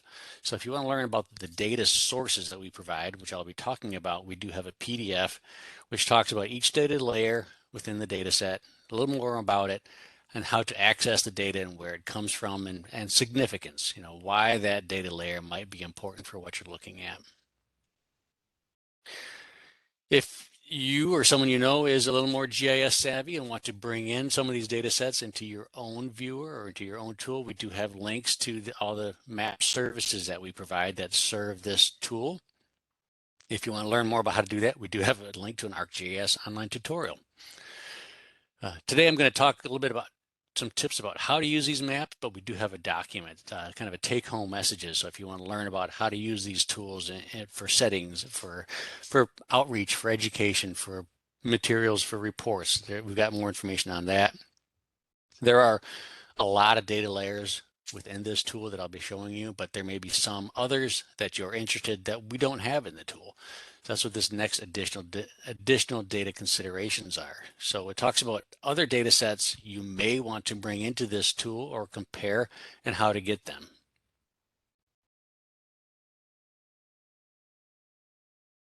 And then finally, we have a couple links at the bottom, again, kind of learn more about this topic of coastal flood exposure or, flood exposure, inundation risks and hazards. We have topics on it. We also have case studies where you can learn about how others have used this tool itself in their real world applications. Now I'm going to close that back down. Now we're going to get into what some of the data layers are within this tool. And that's located over here in the lower left is where you have a list of all the different data layers you can have on there. So it's broken up into several sections. So the very first section are the hazard layers. These are the different coastal flooding hazard layers that we map and display within the viewer. We then have 3 sections of different exposure categories. So we have societal exposure, infrastructure exposure, and ecosystem exposure. So I'll briefly go through these in just a minute as well. You will notice next to each layer, there are several buttons and options. The first one is just turning them on and off. So you can toggle through and look at the different layers. Pretty simple. The next one is also a very important one. This is more information. If you want to learn more about any of these data layers, what they are, how they were created, maybe where you can get access to them, you can click on the information icon and you're presented with more information on that data layer itself. So this is the high tide flooding layer. So it talks about where this is kind of the high tide flooding is something we saw earlier today in the tier 1 analysis. They're looking at just basically flooding areas. Talks about where it came from, how it was calculated. Also, there's a video down at the bottom displaying, just telling more about what high tide flooding is and why it's important. And again, that's available for each of the different data layers themselves. So when you just click on the image information, it brings up information on that tool. And the last icon that's available here is a transparency layer. So you can turn it from full opacity, you can dial it back so you can start seeing data layers or imagery or street layers underneath that map itself. So those are the individual layers, some of the buttons with them. Then you'll also notice at the bottom, we have a save map icon. Now, again, what I said, the outputs you get from this tool really are, you can create maps and save them for later use, whether it be at a community outreach meeting, public education, or you want to save them to put into a documents or reporting tools. Whenever you're viewing a map, combination of maps, different data layers, and you want to save that for future use, you hit the Save Map button. And then that map is then saved into this tab where it says Save Maps. You can see I have 10 right now. When I click on Save Maps, these are maps that I have created and saved in the past.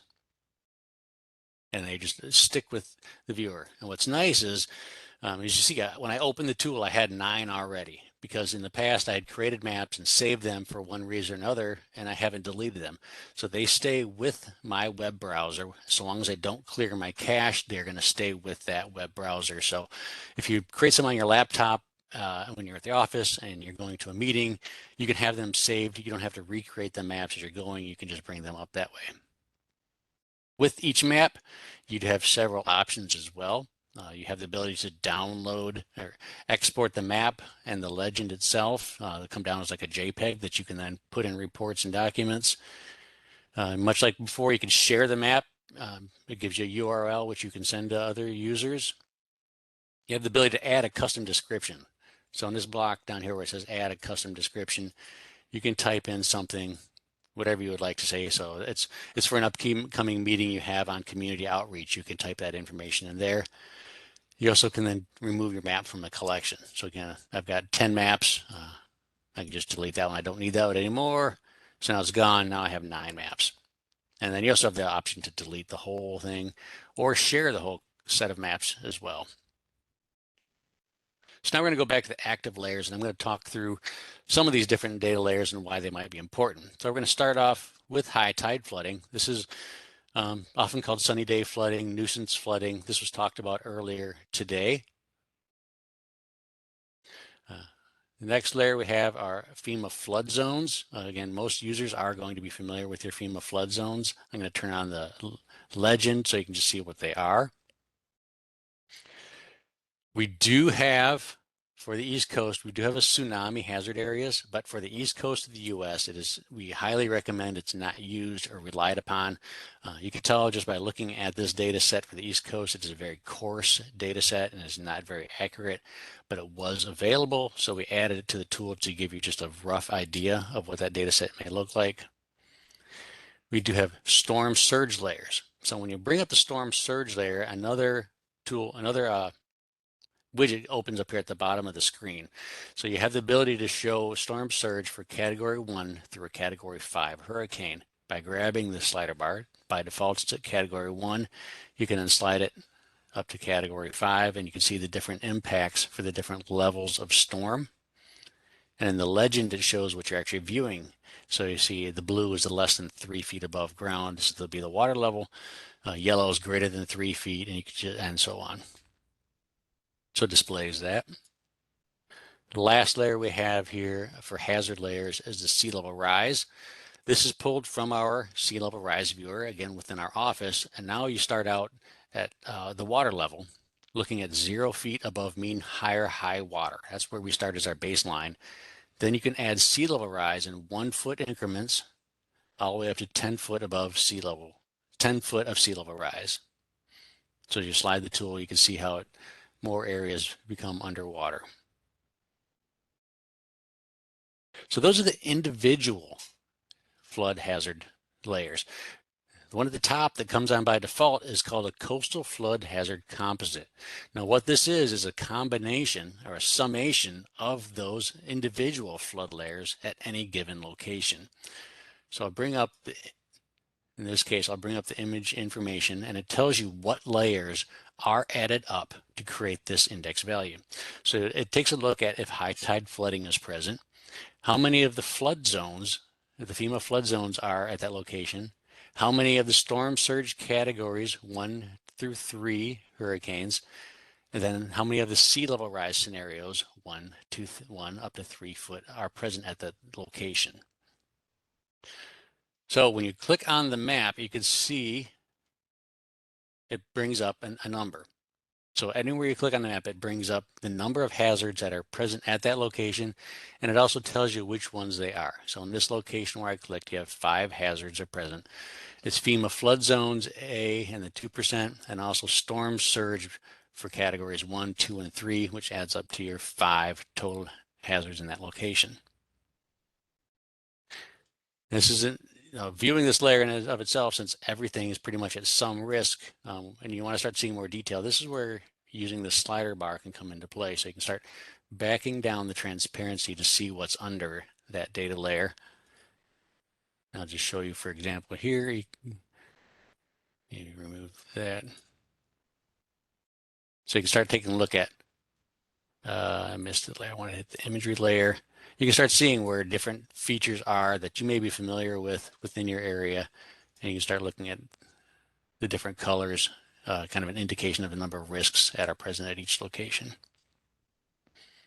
So those are the individual hazard layers and the composite layers. And I'm going to show you quickly the different factors, different exposure layers you can then compare against those hazard layers. So we'll start off in the societal exposure, where these are data sets that are at the census level blocks information. And so we have, let me zoom out a little bit again so we can see what we're looking at. So we have population density. Again, these are all color ramped, and the values are displayed over down in the legend. So you can see the population density, the percent poverty levels, and the percentage of the population that is at different within under the poverty level, percent elderly, and then finally the number of employees in the census blocks. And you'll notice with the employees, there are some that are going to have no data or suppressed. If there's not enough businesses in a location, we do not report the number of employees just due to privacy reasons. Next are the infrastructure exposure layers. So we'll start off here with the development layer. This data is derived from NOAA's Coast Change Analysis Program, our land cover mapping program. And you can, so we start off, it's a 30-meter pixel level product of land cover class. And for the development layer, you can take a look at the high, medium, and low intensity developed categories, as well as open space developed areas, which are more of a natural managed grass type category. We then have critical facilities. Again, this is where being able to change your base maps kind of comes into play. Can't really see it too well with this type of background, but if I change it to the dark And actually, if I turn off the street layers, and now my critical facilities, the ones that we choose to display in this, the fire, hospital, law, and school, become much more apparent. Any one you click on, you'll get the name of them. You'll get informational on those icons or those locations. And then finally, we have development patterns. Again, this data is very similar to the development in that we do have the same development categories, but this time it's been broken up into two different essentially time frames. Anything that was developed in 1996 are in the gray scales. Anything that has been converted to development from 1996 to 2016 are in the purple categories. So now you can see which direction or where the new development is occurring within your area that you have to be looking at. So now you can see there's a lot of new development occurring up in this direction. There's some pretty good development down in the southwest of Brunswick as well. And the last section of data layers we have I want to show you are the ecosystem exposure. First one being the natural and open space. Again, this is derived from NOAA's Coastal Change Analysis Program data. We have wetlands, other natural space and open space, and beaches and dunes. We have potential pollution sources, which are then overlaid on top of that. So again, you can see, do you have wetlands near a Superfund site or a toxicochemical area? So what areas might be protected? What areas might be at risk? We have natural protection. Now this combines the developed data layer with the natural features data layer. So you can see, do you have water coming in a certain direction towards your development where you have wetlands protecting them, or not, where you do not have wetlands protecting them?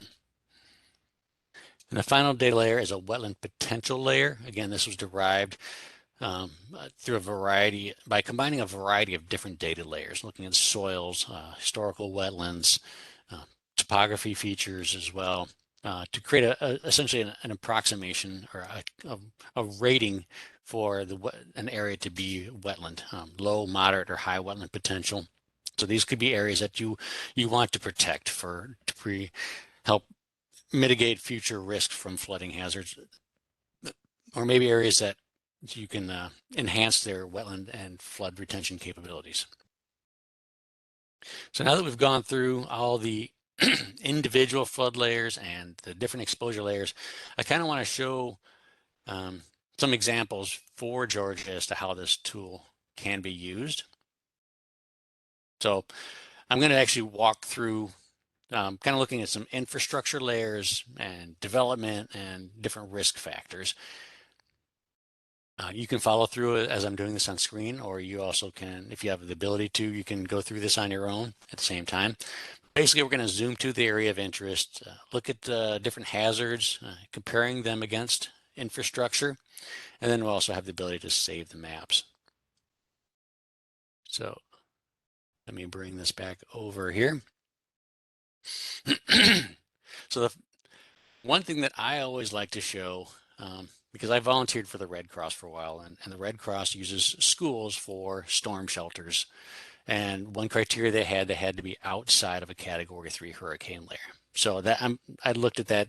I'm down in Brunswick here, so I'm going to bring up my critical facilities layers because it has schools in it. That's little green icons, and I'm going to bring up my storm surge as well, so I can compare the two layers. And again, they had to be schools outside of a Category 3 storm surge. So I'm going to take this, I'm going to run it up to a Category 3 hurricane. So now I can start taking a look at schools and where they fall within this hazard layer. And right away, I'm starting to see most of these schools, they're all within the Category 3 storm surge, so those would not be suitable to use as a Red Cross storm shelter. But as I move up a little bit more inland, I start seeing a few that are.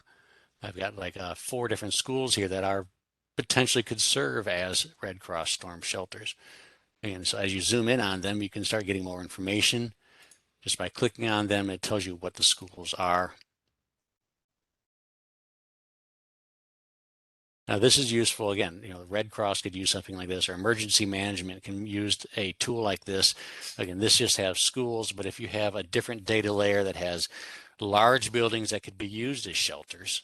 Those are another data layer you may be able to combine with this storm surge to start examining areas that could potentially be used in times of need where you need to shelter people in large buildings, in large safe locations outside of certain, storm surge in this case.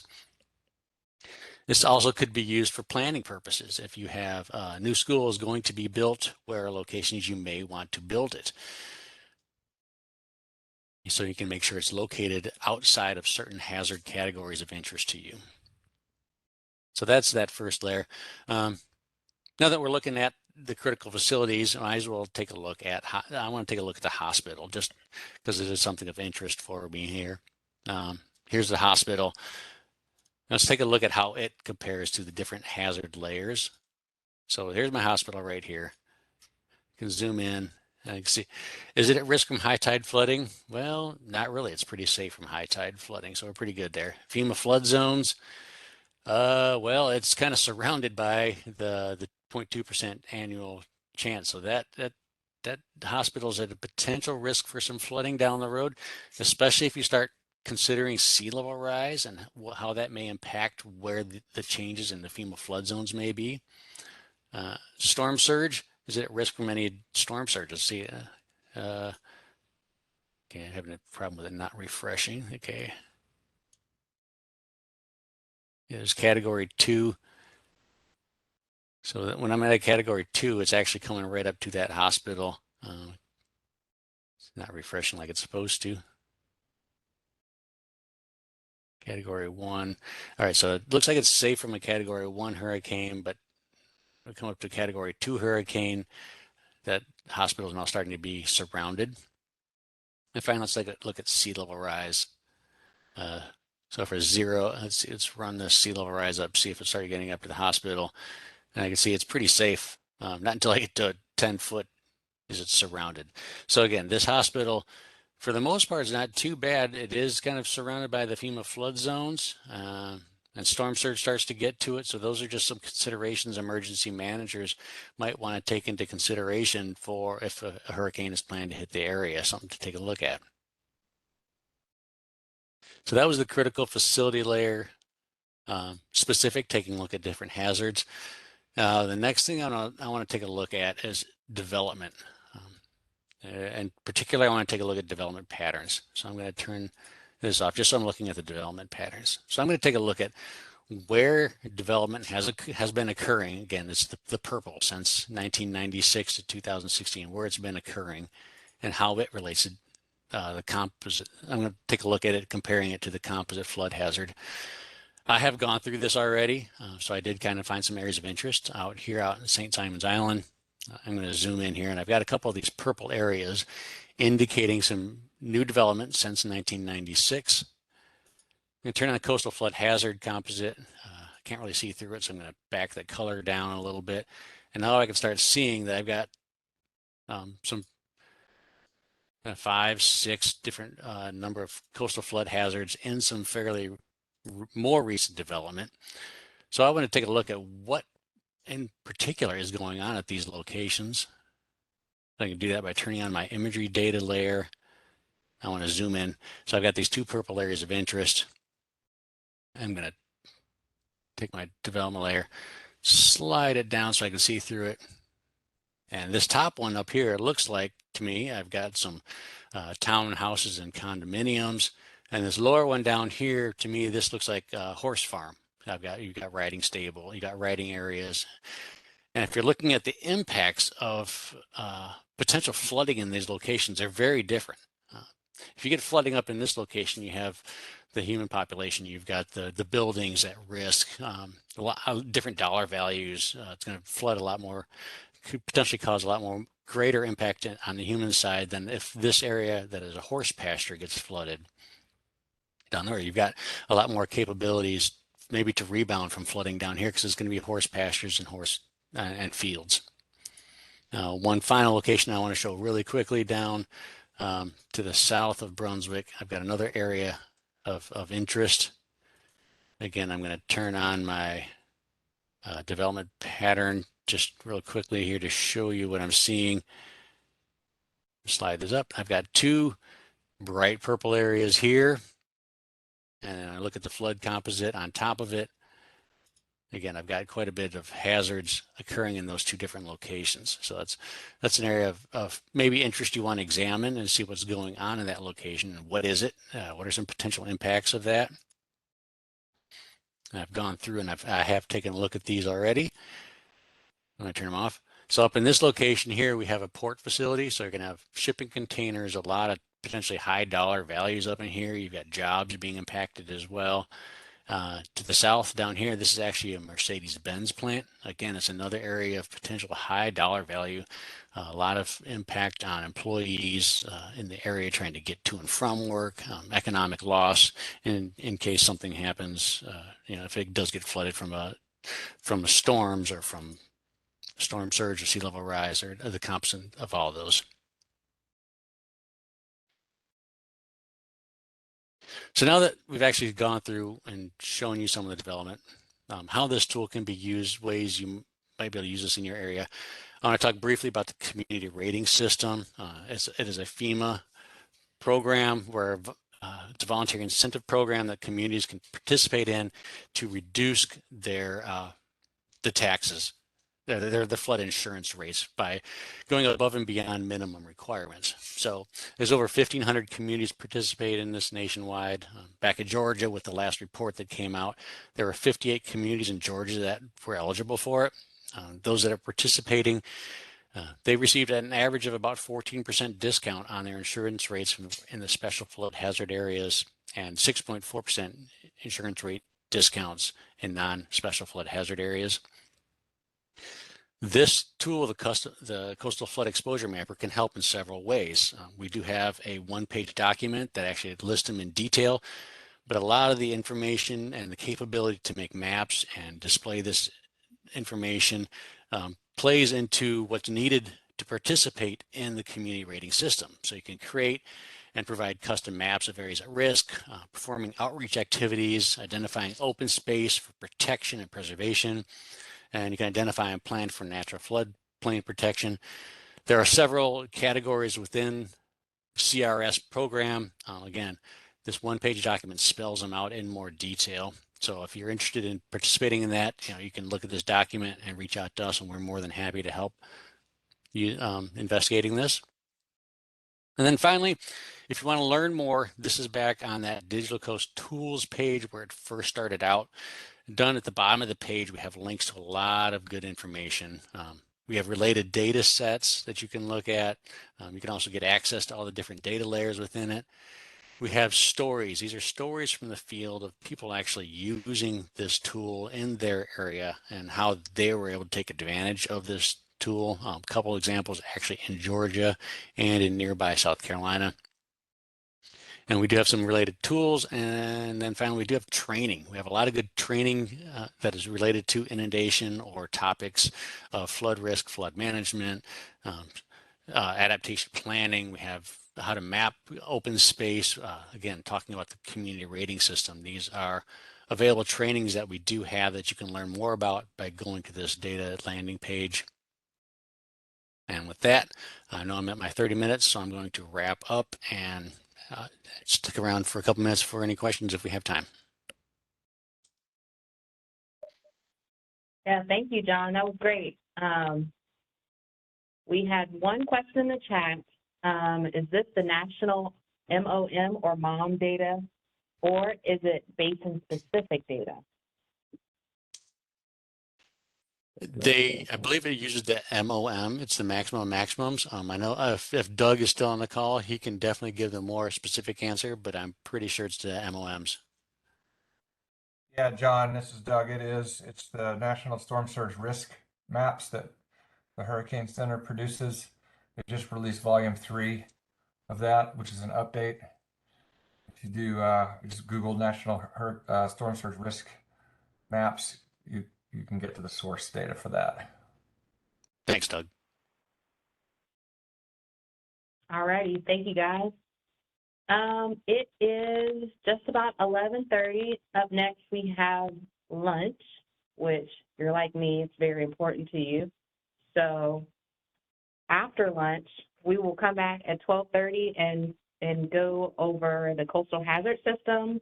We'll also do a little bit of decision support, or go through some decision support tools for nature-based solutions, and map the 1% annual chance flood in coastal areas. So more to come.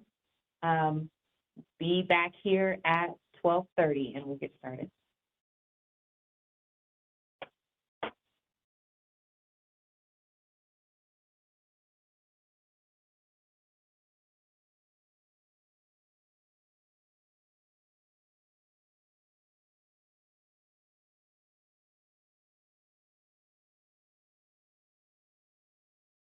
A research civil engineer now at the Coastal Hydraulics Lab in the U.S. Army Engineering Research and Development Center. I previously worked at the Jacksonville District, and I served as the engineer and technical lead on the South Atlantic Coastal Study. So as part of that study, we worked on the development of the coastal hazard system for the Southeast. You may have been aware of that study or attended some of the webinars related to that, but today I wanted to present some of that work. So just as a quick overview, I'll get into kind of a high-level overview of the product and point out some of the resources or references that might have some greater details for those that are looking for the greater detail, and then try a live demo. Hopefully it will work. If not, we'll go through the slide deck here, which kind of has a walkthrough of that demo. All right, so this is kind of the overview slide for the coastal hazard system, or I'll refer to it as CHS throughout the presentation. And it's been available for other regions of the Atlantic and Gulf Coast for a little bit now, but we now have complete coverage from Maine to Mexico, including the U.S. Virgin Islands and Puerto Rico. What it does, it provides a consistent assessment of coastal hazards caused by storm surge and wave attack under both current day and future sea levels. The data is accessed online through the CHS website. The system itself consists of high-fidelity numerical modeling of probabilistically defined cyclones, and then the output through the website includes hazard curves, time series of model results, peak data from the simulations, and all that is available for thousands of storms at thousands of save points throughout the Southeast. So this data recently came online. It was largely published in 2021, although there's additional data that's still being uploaded, and every time you visit the website, not every time, but every so often there are updates to the website in terms of design and ease of access, and some additional data which is added as part of the study.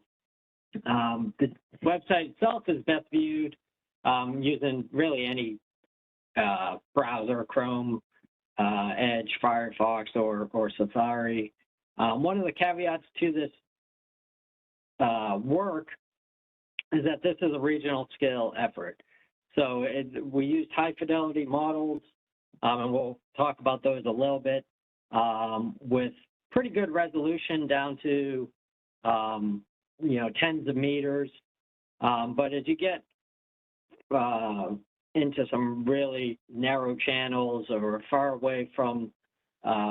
inland, away from the open coast, where maybe the bathymetry and topography data isn't as good as it is in more frequently navigated channels, then the results do become a little more questionable. So for really site-specific studies, one thing the CHS can do is it can provide boundary conditions. If you are, looking at a very specific, well-defined area, you can certainly use the CHS and the storms developed as part of CHS as boundary conditions to run in a higher resolution model.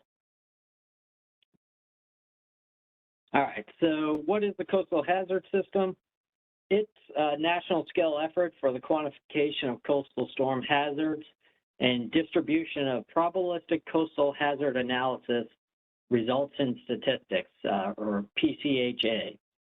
The main components of CHS include the PCHA, so that the hazard analysis, data repository, a web tool for easy access to the results, and a website containing all the documentation and metadata. So I'll kind of walk through the PCHA a little bit in a slide or two, but really the take home is that it's just an innovative framework that integrates the characterization of the regional storm climatology combined with advanced joint probability analysis, high resolution modeling, both atmospheric and hydrodynamic numerical modeling, and cutting edge machine learning techniques and meta models. And when you combine all that, we can come up with the probabilistic hazards that we have. Data distributed through the CHS includes numerical model output and hazard curves for storm surge, waves, currents, and wind fields associated with both tropical and extratropical cyclones. So these represent the magnitude of the hazards as a function of their annual exceedance frequency, along with the corresponding uncertainties. So in doing this in a probabilistic sense, we also get those confidence limits, which engineers love. So the CHS provides a centralized location for all this data, and I should note it's the only database that contains storm hazard responders that cover the entire probabilistic space. So it's really a unique product, and it's can't really do justice the power of what you can do with it in just a quick presentation, but hopefully you get a good flavor for it. Okay, so here we have the workflow. And there are a bunch of different journal articles and presentations that have gone through this. So I'll just give a quick walkthrough. If you're interested in those, please let me know. I can point you to them. But it starts with an efficient storm sampling. So in this step, the historic climatology is examined in terms of the major variables for hurricanes and tropical events like central pressure deficit, radius of maximum wind, forward speed, storm direction, and landfall location. The likely probabilistic space for these variables is defined, and synthetic storms are defined to cover it. So a set of synthetic storms is developed, and each is assigned a weight or a probability based on the climatology. And while that work is being done, a separate group is developing the models that will be run. So they develop really detailed numerical model meshes and perform validation studies. In this case, we use a coupled AdCirc ST wave model. So AdCirc is a circulation model. ST wave is a nearshore wave model. And we force the models with wind and pressure fields from a planetary boundary layer cyclone model, and deep water waves are passed to the nearshore from a WaveWatch 3 model. So those wind fields and pressure fields are based on the synthetic storms that are developed in the storm sampling set. So the models are run for all those storms. The model results are combined with the joint probability developed earlier to provide annual exceedance frequencies and confidence levels. And then the final step is that all the data is hosted to the CHS website for easy access and viewing. So there are a lot of additional details in there that I've skipped over, but that's kind of the high-level workflow of the coastal hazard system. All right. So just to provide a little more detail on the probabilistic coastal hazard analysis, you know, we usually get a question of why do we use synthetic storms? And really the answer is that the true hazard is underrepresented in the historical record.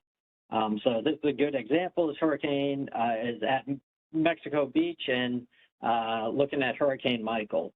So prior to Michael, only 19 historical storms in at the time 176-year record made landfall within 50 kilometers, and only 3 of those were Category 3. Then in 2018, Hurricane Michael made landfall and completely changed the historical record. So relying only on the past is not a good way to assess future risk.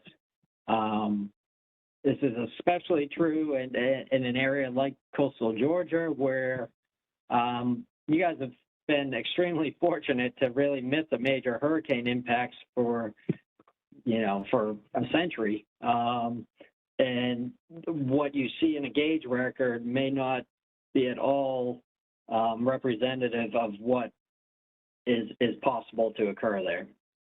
So the method of choice to define the hazard is the joint probability method within the JPM approach. The tropical cyclone force and parameters are defined to cover the entire probability space. So that covers the range of expected intensity, size, speed, track, and all those things. And all those combinations of parameters are combined and used to develop the synthetic storms.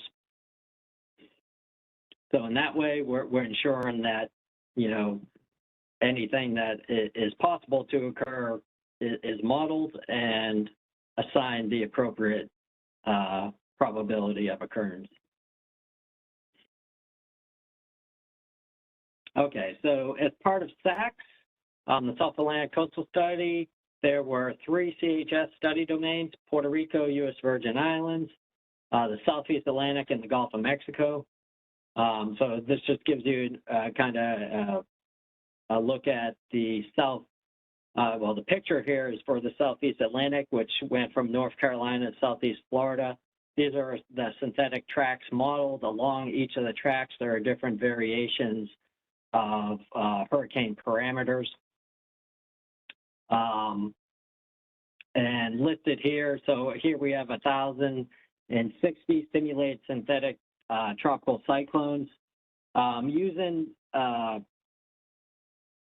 basically machine learning techniques, we're able to take those results, train some meta models that give us an augmented storm suite. So we're really, in our hazard curves, considering over 1 million combinations and tracks to make sure that we have the probability space well defined.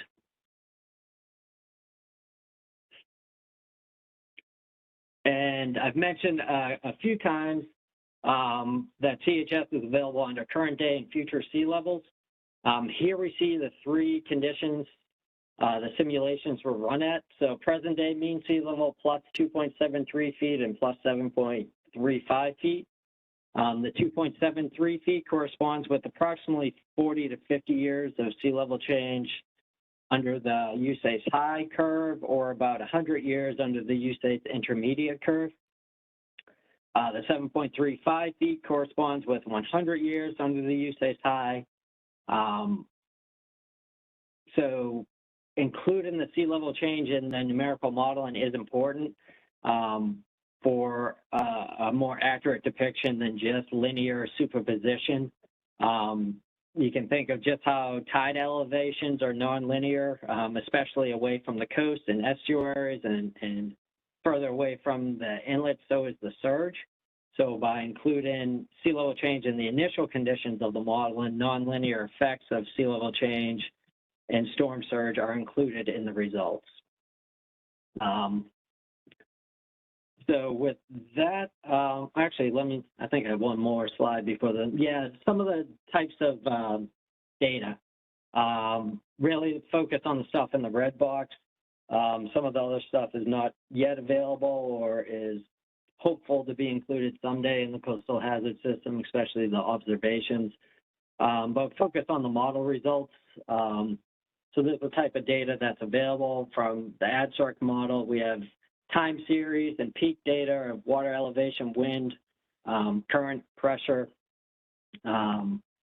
and ST wave, the wave data. We also have wave height, direction, period, information on that. And then we have statistic data as well.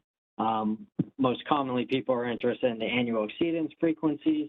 So we have the best estimate at annual exceedance frequencies along with the confidence limits for a number of variables, so like the still water level, the wave height, and the wave period.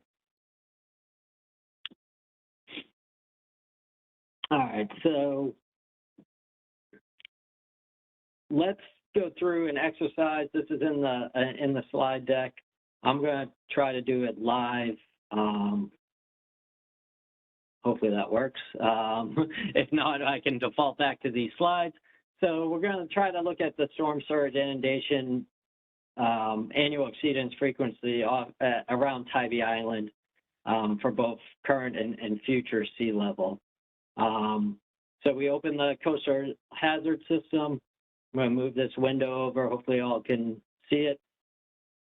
And this is, let me just minimize this. So on the screen are the two links. You can either go through the SACS Geo portal or the SACS website directly to. It has a link to the coastal hazard system, or just use the direct link, the chs.erdic.dren.mil.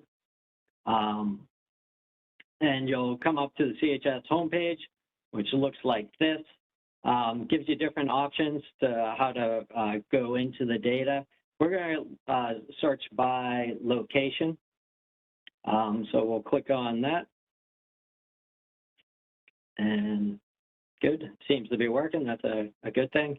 You come to the next page. As of now, your only option is as a guest user. Eventually, this will have different options for you to have an account and, you know, be able to log or kind of keep track of what you're doing, as well as for people on the core that will have enabled accounts based on their ID. So now we get a little disclaimer that just kind of goes over how the results are made and that, you know, how to use them. Can X that out and start to look at the data. So we're going to pick a point, like I said, near Tybee Island. So we'll just make it simple. We'll say 32 degrees latitude minus 80.8 longitude, and we'll reduce the search radius down to about 5 miles. Click search. So now we've kind of zoomed in right off the Savannah coast. We have to scroll down low and select the study. In this case, we only have one study, the CHS South Atlantic Coastal Study. There are certain regions around Louisiana, Texas, where there are multiple studies, but this, for our purposes here, we have the one. So now we have that marker and we have a number of points around it. We can zoom in, and these points are all the save points within 5 miles of our marker. So we have a few offshore and we have a lot right along the coast and onshore, including you know, within the near shore rivers and that. So let me see, just make sure. I went ahead and in the slides, I selected point 14,977, which I can take any point. I was trying to do it for consistency, but I'm just going to take this point here. So I can select a point like this. I can also use these tools up here. For example, if I want multiple points, I can, draw a polygon, and that would give me a couple points. I'm just going to X out of that and just take 1 point so we don't get too complicated here. And this will give us different options within this little box once we select it. So it tells us what we have here for annual exceedance frequencies. We have base conditions and then the 2 sea level change. These little graphics indicate that we have tables of this data available. For the base conditions, we also have a plot. So if we're interested in a plot of our annual exceedance frequency for wave height, we can click on that, and here's our plot. So if we're interested in our, example, 100-year best estimate wave height, we're right around 6 meters at this location. We have the same type of thing for conditional probability. So these are just for the wave parameters conditioned on a given water level. So basically the annual exceedance frequency of the wave height the condition is at the peak still water level. We also have the AdCirc results. So we can download data for water level, winds, pressure, velocities. For the waves, ST wave model, we can get direction, height, period, winds and water levels and all that. So there's a lot here to download. There's also help on this website. There's a quick start guide, there's FAQs, user guide. There's a lot of information that kind of helps to digest some of this information. If we click this download arrow here, we'll come up with a window like this. If we have multiple save points, we can select them all. In this case, we only have the one, so we can select that. Then we'll go to downloads, and we can choose what type of files we want to download and the file type. So there's the compressed file type in H5 that can be directly read into MATLAB and Python and other languages like that. There's CSV, which you can open in Excel, or you can download both. And here we can kind of sort through the data as we want. We can look at just peak data, so the highest, for example, water level in a given storm, or we can look at time series where we have all the storms.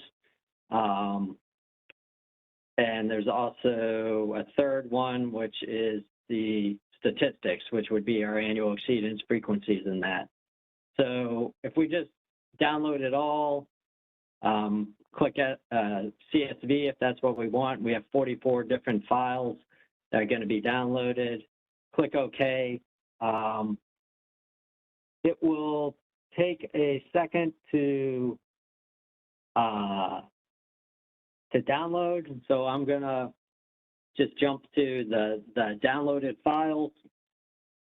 What you'll open up is, it will be a zip file. You can unzip that, and then you have a lot of different information in there. I would suggest starting with the README, which gives you information on the naming convention and information on the study in terms of storms and things like that.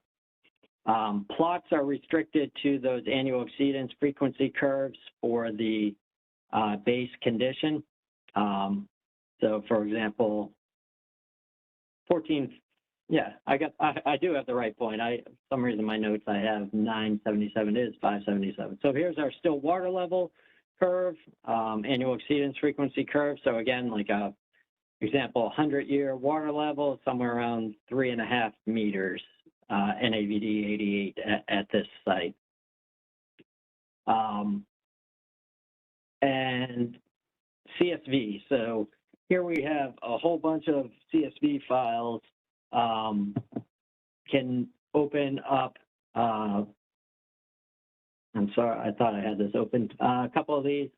So this is annual exceedance frequency, and again, the naming conventions are in the README files, but just to give you an overview of what's in these files, this is, for example, your annual exceedance frequency value here, your best estimate annual exceedance, and this is your wave height. So again, we go to about 100 year, we're right at about, I guess, a 6 meter wave height. And what did it scroll down? It has the still water levels, 100 year, right about 3.5 meter still water level. So all this information is available in the plot. It's also the numbers are here in this file, and there's a number of similar files like that. There's the time series files, which are a little bit larger. Hey, Drew, you got like a 5-minute Yep. heads up here, warning. Yep, I was watching that, so thank you. Time series has every simulation. It gives you the time step, it gives you the pressure, water elevation, velocities in the water, depth average velocities, and the wind velocities. So these are the types of files you would use if you were interested in running another model and using these as boundary conditions. You can just take these as your boundary conditions. You would also use these types of results for any life cycle analysis. So anytime you're running another model based on the CHS results, you could use these time series files. And the final one I wanted to show you was just the peaks.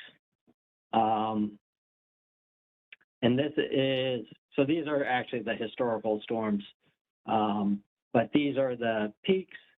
And all this is simply the maximum water level during that simulation, or the lowest pressure, the same with the peak value for the velocities and the wind velocities and that. So really, we typically look at the water level here. And what you can do is, in your storms, your synthetic storms, you know, you can look at your AEF, say a 100-year storm is a 3.5 meter water level, and you can go look in your peaks file, find a synthetic storm that has a 3.5 meter water level, and then go pull the time series for that storm if you want to do any additional modeling or additional analysis on, for example, a 100-year storm event, if you're doing an event-based analysis. So with that, I think I'll leave the demo, make sure I didn't miss anything in the slides. Let me just step through. I think I added a few additional plots. Oh, yeah, last thing I wanted to do in my final minute, the importance of the nonlinear effects. I mentioned this earlier on, how we include sea level change in the modeling. So here, what we see here is Savannah, and we have basically the difference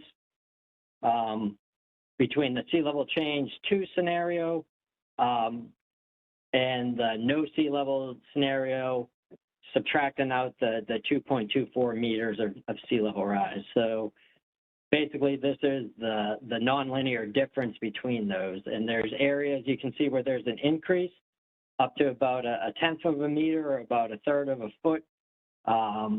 Excuse me, a decrease in water levels. Those are mostly offshore. There's areas where there's a larger decrease much further up the Savannah River, where you're up to about almost 1.5 feet, 1.3 feet of nonlinear decrease. It's not always a nonlinear decrease. There are areas where we see increases as well. So it just kind of emphasizes that you can't necessarily just add the sea level change onto your baseline conditions, because there are some nonlinearities that happen, and you can be either over or underestimating your true hazard by doing so. So that data is available within CHS. And I would encourage you to make sure you're doing that properly in any analysis. All right, yep, that's about it. To learn more is the help and the library that's part of the CHS. And I pretty much used up my time, but if there are questions, please let me know. Or if not, I can answer them in the chat if we don't have time during the next talk or two. Yeah, thank you so much.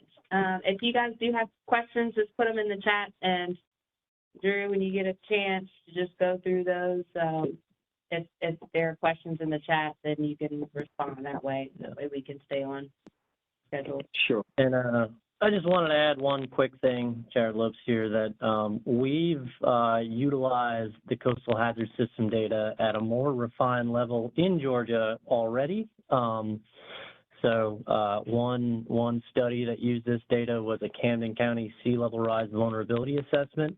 And just the real brief summary was, we used the CHS data to generate water surface grids for the 10% and 1% AEP events for the county using the NOAA intermediate high sea level rise projections. And we did that for 2050, 75, 100, and did a whole lot of intersecting of those inundation layers to look at potentially at-risk locations. So just a good example. We're hoping to do that with Glynn County and Brunswick in the near future if we get that non-structural floodplain management services money, but it's things that can be conducted throughout coastal Georgia, so just something to think about. Awesome presentation. Thank you, Drew. Yeah, thank you, Jared. I appreciate that. And I just pulled up that study, if anyone, just to give you an overview of kind of the graphical look just on the cover, but a lot of really good work in that study. So thanks for bringing that up. All righty, thank you guys. So next up, we will have Ashby Worley with the Nature Conservancy covering the decision support tools for nature-based solutions. So I have that coming up here in just a second.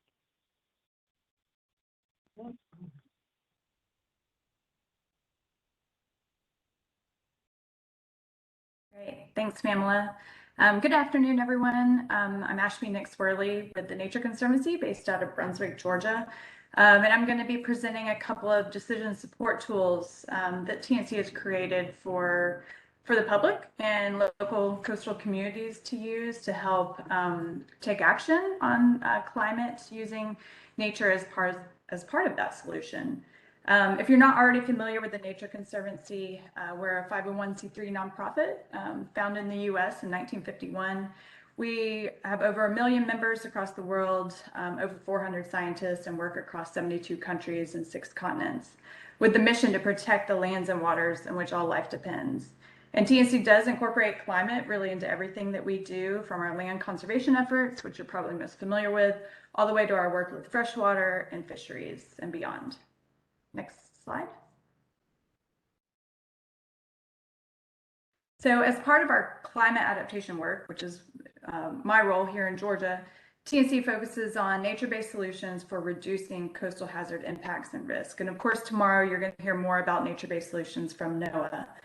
One of the ways we do this is by working hand in hand with our local communities and scientists to create these online decision support tools that bring flood science data and unique analyses to help inform today's decisions on land use and conservation, and helping our coastal communities become more resilient in the future. During this presentation, I'm going to be focusing on 2 online decision support tools that TNC has created to help communities implement these nature-based solutions in their own community. One is the Resilient Coastal Sites data and tool, and the other is the FEMA Community Rating System, or CRS Open Space Explorer. Both of these are public tools online, and I'll certainly be channeling my coworkers, Annalie Barnett and Mark Anderson, on the Resilient Coastal Sites data, which is available for the Southeast, I think the Northeast, and maybe the Gulf of Mexico as well, and is they're expanding their efforts to the rest of the U.S. And then lastly, I'll share some additional guidance and resources from TNC that you may find helpful as well. Next slide. So many in this room already know the risk that we're facing here in Georgia due to climate-induced coastal flooding, and anywhere from 60,000 to 160,000 coastal Georgians will be affected by sea level rise by the year 2100, with a great majority of those in the greater Savannah area and Brunswick urban centers, which house a good number of socially vulnerable populations with oftentimes less resources to adapt and respond. The good news is that our natural infrastructure here in Georgia is robust, and these nature-based solutions can help us mitigate these risks. Nature can be part of the solution for these communities to adapt and mitigate the impacts of climate change on the coast. These healthy, intact coastal ecosystems, such as our marshes, oyster reefs, preserved floodplains, barrier islands, beaches, and dune systems, really do help to reduce the impact of storm surge and flooding on the coast by dissipating that wave action and absorbing those floodwaters, protecting those upland communities. And the science and data are starting to show this as well. The natural infrastructure has a monetary benefit. Our coastal wetlands can prevent up to $625 million in flood damages to private property during Hurricane Sandy. And that was found in 2016 report. And approximately 67% of our U.S. coastline is protected by this natural habitat, which if lost would double the number of low-income families, elderly people, and total property value in the areas of high risk from coastal hazards such as storm surge. So by ensuring that this natural infrastructure that's around us remains healthy and intact in the future, we can really maintain these risk reduction services and all the other co-benefits that they bring to our coast. Next slide. So one of the tools is really going to focus on marsh migration area. So of course, our coastal marshes are facing that increased sea level rise. And with that threat, are needing to migrate inland and upland to survive. Lands adjacent to our current tidal marsh will either accommodate this migration of habitat into what we call migration spaces, or may die out due to physical or conditional challenges, such as hardened shorelines or lack of sediment in an area. Next slide. This image shows some of the importance of these natural coastal habitats for both people and nature. And a particular point is some of those barriers to marsh migration. So in the upper bubble says the ability of habitats to migrate inland is determined by the area's landforms, such as open space and other characteristics that may block these habitats from migrating and their migration routes. And things like shorelines that are hardened by buildings, seawalls, and other man-made structures prevent these habitats from being able to successfully migrate. Next slide. So again, one of the main tools I want to bring to you is TNC's Resilient Coastal Sites data, which is, you can see access there via nature.org. I guess that's a /resilient coast. And that online tool helps to evaluate coastal Georgia tidal areas for their capacity to continue to thrive in the future faced with increased sea level rise. And in the image there, I have a picture of a zoom in to City of Brunswick coastal marshes. This publicly available data set is available for the entire eastern and southern coast, as I mentioned. And today we're just going to be focusing on Georgia with some examples. The data will show a resilience score for tidal areas based on the likelihood for those tidal areas to survive and migrate in the future. And this information can really be helpful for determining potential actions to take for local governments and local planners and conservation groups, such as preserving that migration space or restoring coastal habitats that may increase their ability to survive. So these coastal areas provide critical habitat for wildlife and are home to more than 40% of the U.S. population, but as coastal sites vary widely in their ability to migrate or accommodate rising sea levels, a coastal site was considered more resilient if it had more options for adapting to or accommodating this risk, and more vulnerable if it had less options. So the results of this tool can really be used to help identify areas for protection, restoration, or management, as well as to develop effective strategies to sustain those natural benefits of coastal habitats and understand the relative resilience or vulnerability of critical areas. Next slide. So really, what makes a site resilient? In this example that you can see from St. Catherine Sound, we see that we have the tidal marsh area, the marsh migration space of that marsh in various levels of sea level rise, and then the buffer areas that surround that migration space. So the most resilient coastal marshes will have some of these physical and conditional attributes listed on the left. So those would be large migration space, many future tidal classes. So that would be like salt marsh to brackish marsh to fresh marsh areas. Lots of shared upland edge and migration space. Be currently a large tidal complex or large tidal area, marsh area. Large buffer area with diverse coastal landforms and maritime highlands. Other conditional attributes that make a site resilient would be few anthropologic barriers to marsh migration, like low development or up the upland edge. Things like positive sediment balance, good water quality, minimal freshwater flow alteration, and natural buffer area with high wetland connectivity. Next slide.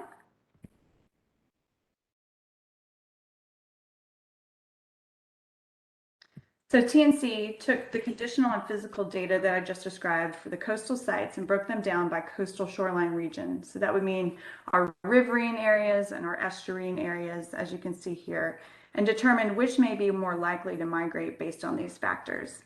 So you can see by stratified physical score on the upper left, stratified by conditional score on the bottom left, and on the right is information that is the overall resilience score of some of these marshes. So this is just screenshots, again, of the tool, and you can definitely dig in into the tool itself. But at least this is some of the information you can obtain and get in more detail.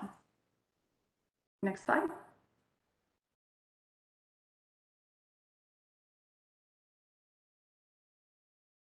So that same data set can be used, can be viewed by the migration space available for coastal sites at 6.5 sea level rise, which is potentially up to year 2100.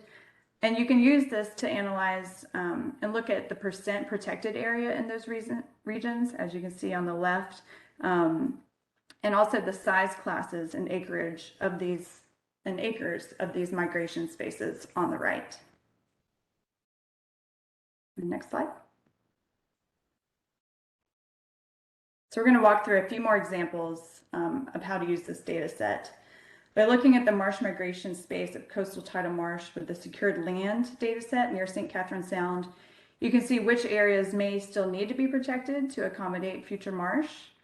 Additionally, on the right, near Hunter Army Airfield, you can see where future development will or potentially could clash with future marsh migration areas and may be exposed to more flooding and salt marsh species. This information can help inform your land protection strategies in your community and also your land use decision making. Next slide.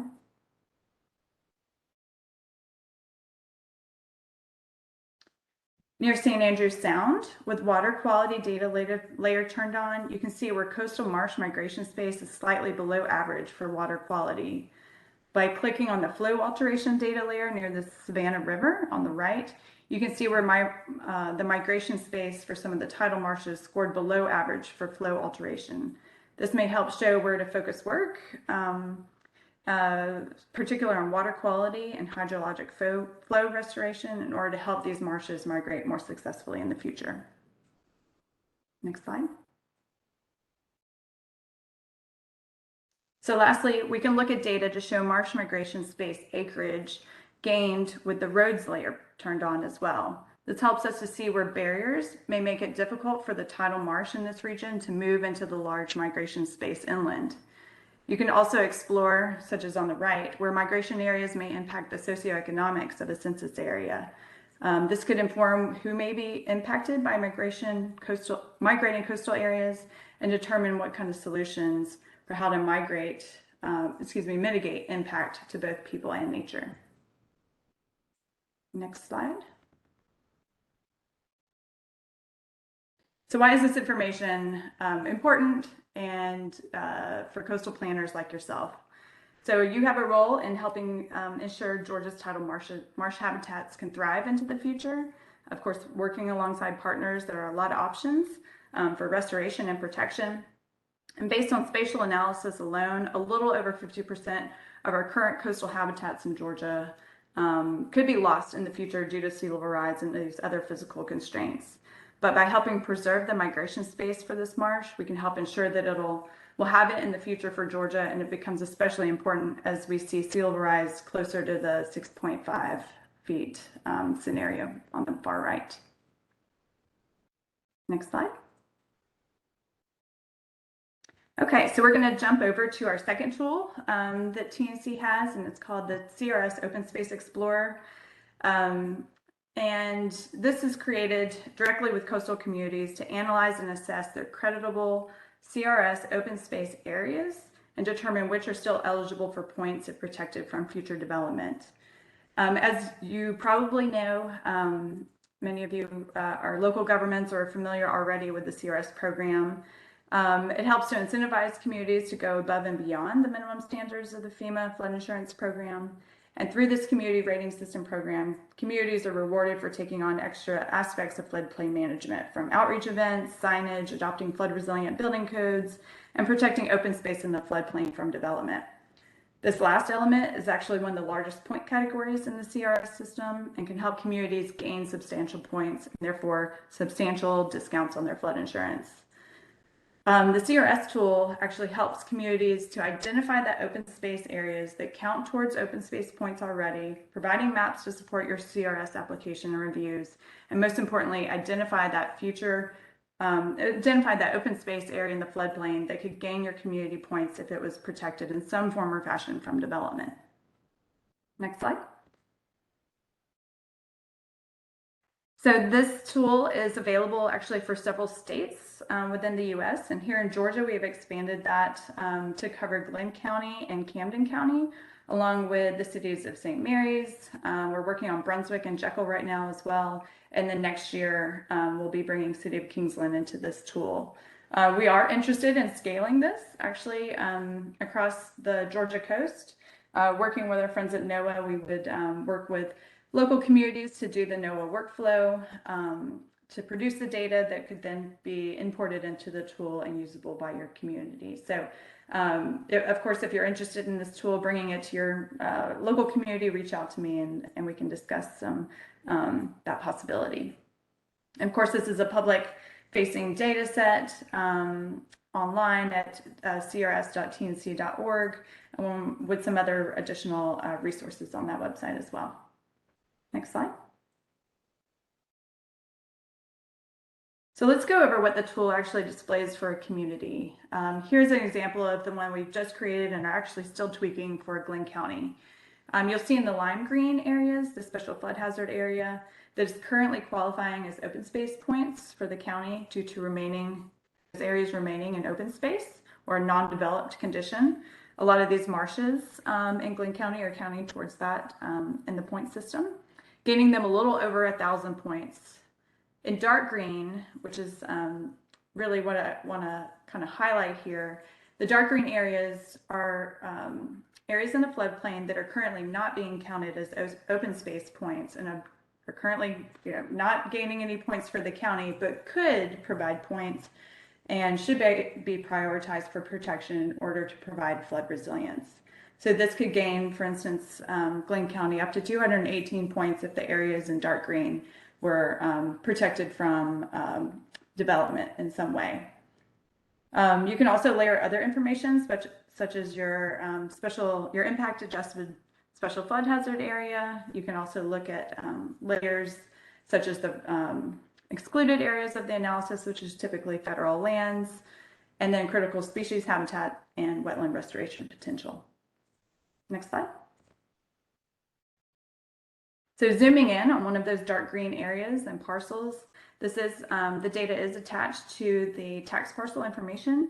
So you can interactively explore the future open space by querying currently unprotected parcels based on that tax value or other potential OSP open space point contribution. The goal is to help these planners, such as yourself, prioritize these large privately owned undeveloped parcels within the floodplain that could provide a big bang for your buck in terms of land acquisition or protection and flood resiliency by identifying those open space contribution points that may be worth the conversation with the private landowner or working with partners to protect those lands. Next slide.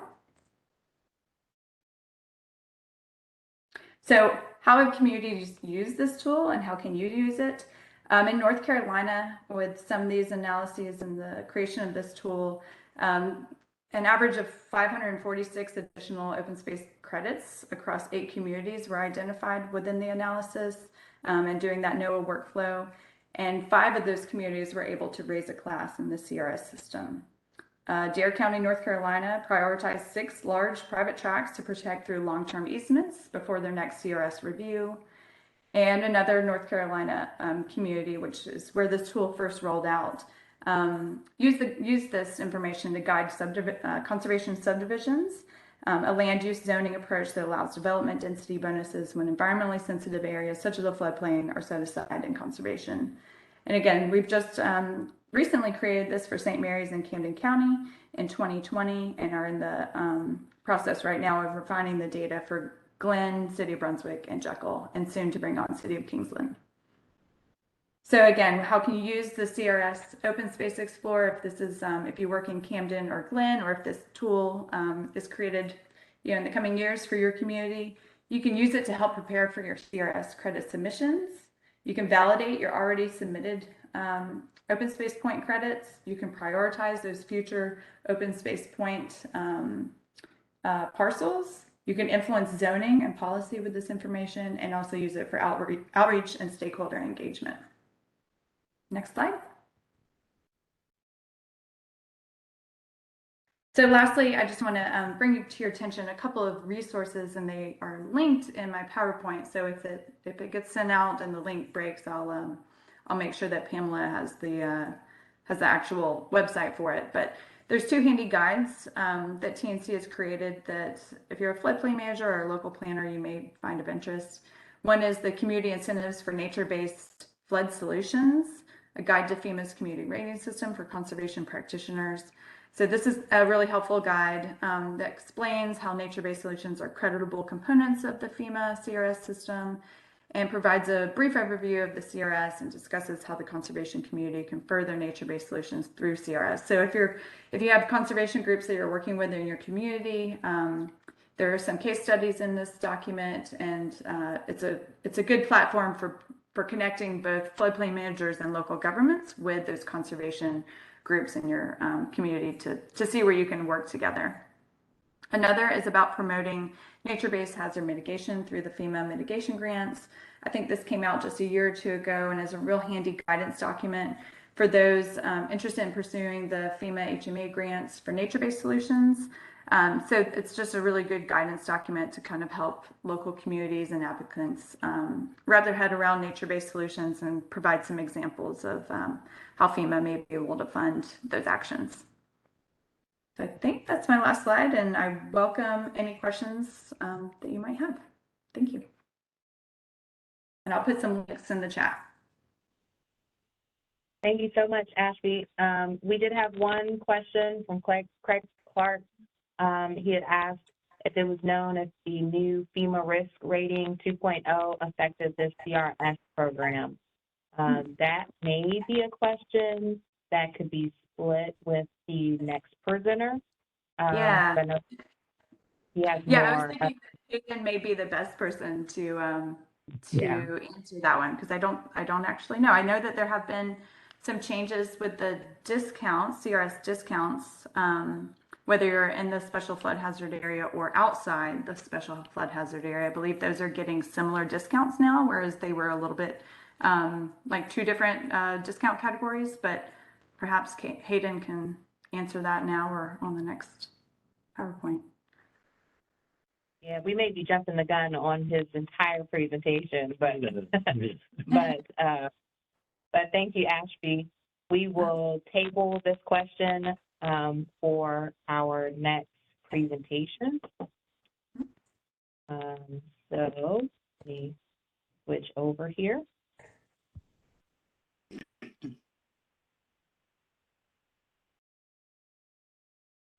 I can find my mouse, that would help. And there's still a few minutes for any other questions that anyone may have. Like always, you can raise your hand or post them in the chat, and we'll try and address them as they come.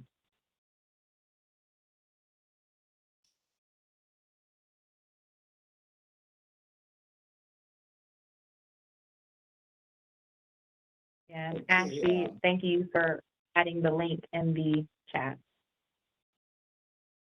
All right. Sorry, Hayden. Go ahead and take it away. I think you're you may want to turn your volume up just a hair.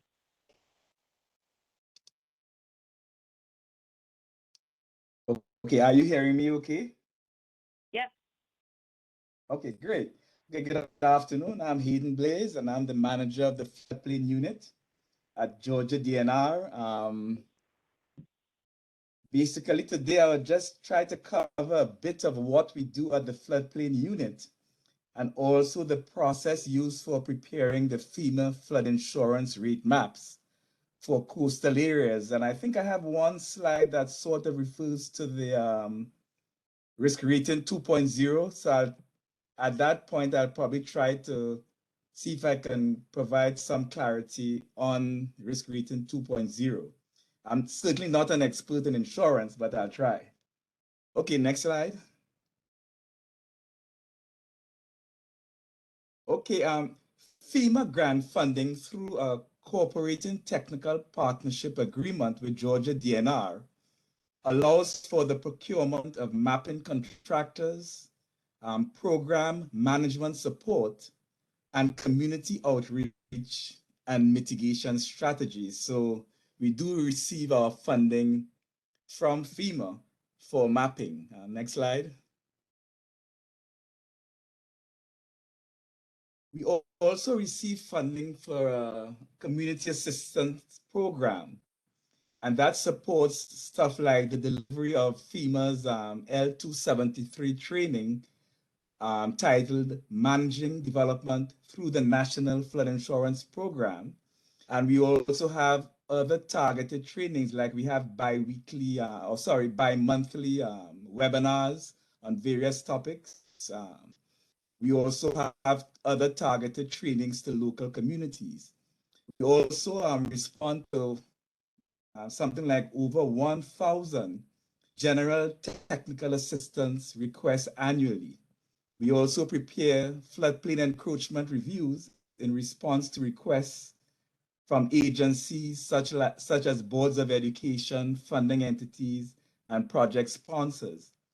And we also assist communities in administering their flood damage prevention ordinances and resolving violations to the NFIP.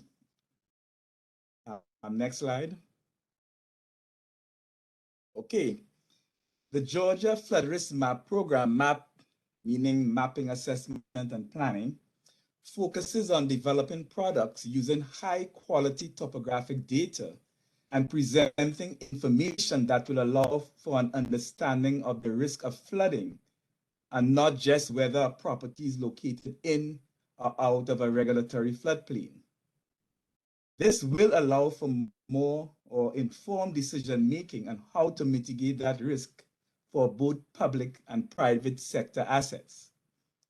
The flood insurance rate maps and associated flood risk products developed ultimately belong to the communities in support of their resilience goals.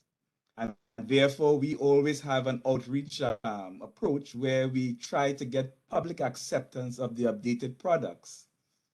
And we try to benefit from local historical knowledge through the participation of community officials and other partners. Next slide. Okay, the role of the community. Communities work towards resilience by adopting and enforcing NFIP compliant floodplain regulations.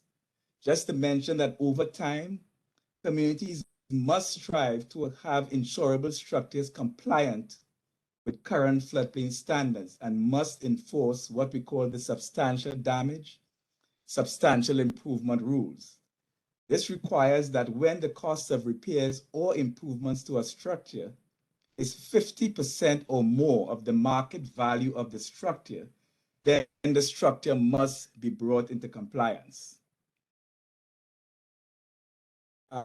Just a quick thing that up yesterday, I heard someone saying that they could not get flood insurance because they were not in a MAP special flood hazard area, and that's not true.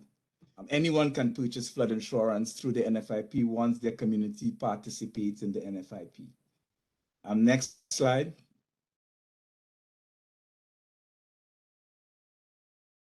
There are some advantages of participating in the NFIP. I know that GMA HS, I think Jack is attending this workshop, which administers the FEMA hazard mitigation grants, requires participation in an NFIP to qualify for some grants. So it is an advantage to participate in the NFIP. Next slide.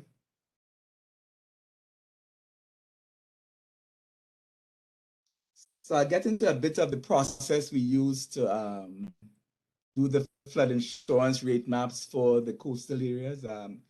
At the time of the coastal map update, which began in fiscal year 2010 funding, the flood insurance rate maps at that time were over 25 years old.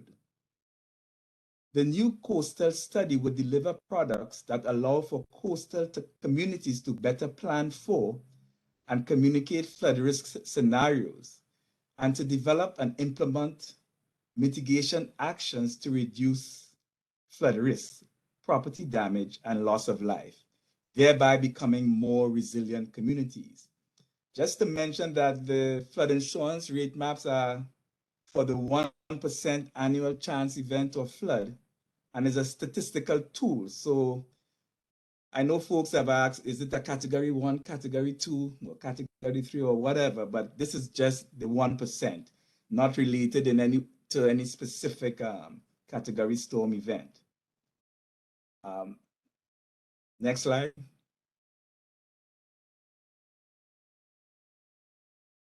Okay, in terms of the studies, at the time there were 9 coastal, what we call coastal counties, and that's just a floodplain mapping. I'm not looking at any other definition of coastal. So the 9 coastal counties at the time of the study had areas impacted by both riverine and coastal flooding. Now, the riverine portion of the project preceded the coastal phase, with the flood insurance rate maps for the riverine portion becoming effective in May 2014. Next slide. The coastal study was managed directly by FEMA, with Georgia DNR responsible for mapping the results of both the riverine and coastal studies, and also performing the due diligence tasks such as appeals, community outreach, including public open houses. I just mentioned that one of the challenges was mapping panels that was subject to both riverine and coastal impacts, because there we had 2 different study contractors, and then one contractor coming in to merge the results of both studies. Next slide. Okay, so we'll just go over some of the study phases, and we beginning with the field survey, which our data collection, field investigation, and surveys. Next slide. In terms of topography, Georgia DNR entered into a memorandum of agreement with NOAA in December 2009 to purchase geospatial services and data through LiDAR procurement. Next slide.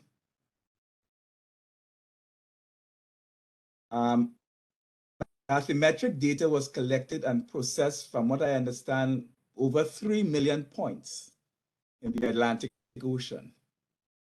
Next slide. Now, LiDAR is capable of delivering 1-foot equivalent contour accuracy with sub meter nominal pulse spacing, and they were used to produce the digital elevation models. And it was a seamless DEM for Georgia North and East Florida. Next slide. Okay, now the study involved a review of historical storms and selecting 5 storms to validate the hurricane surge model and generating hundreds of hypothetical storms.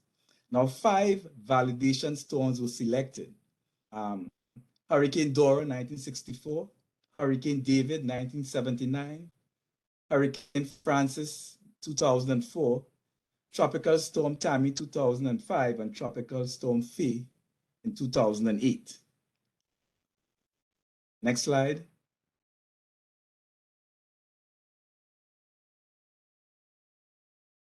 Okay, so the surge modeling gives the 1% storm surge still water elevations for the 1% annual chance event, which when combined with the amount of wave setup, wave height above the storm surge still water elevation, and wave runup where present, provides the base flood elevation.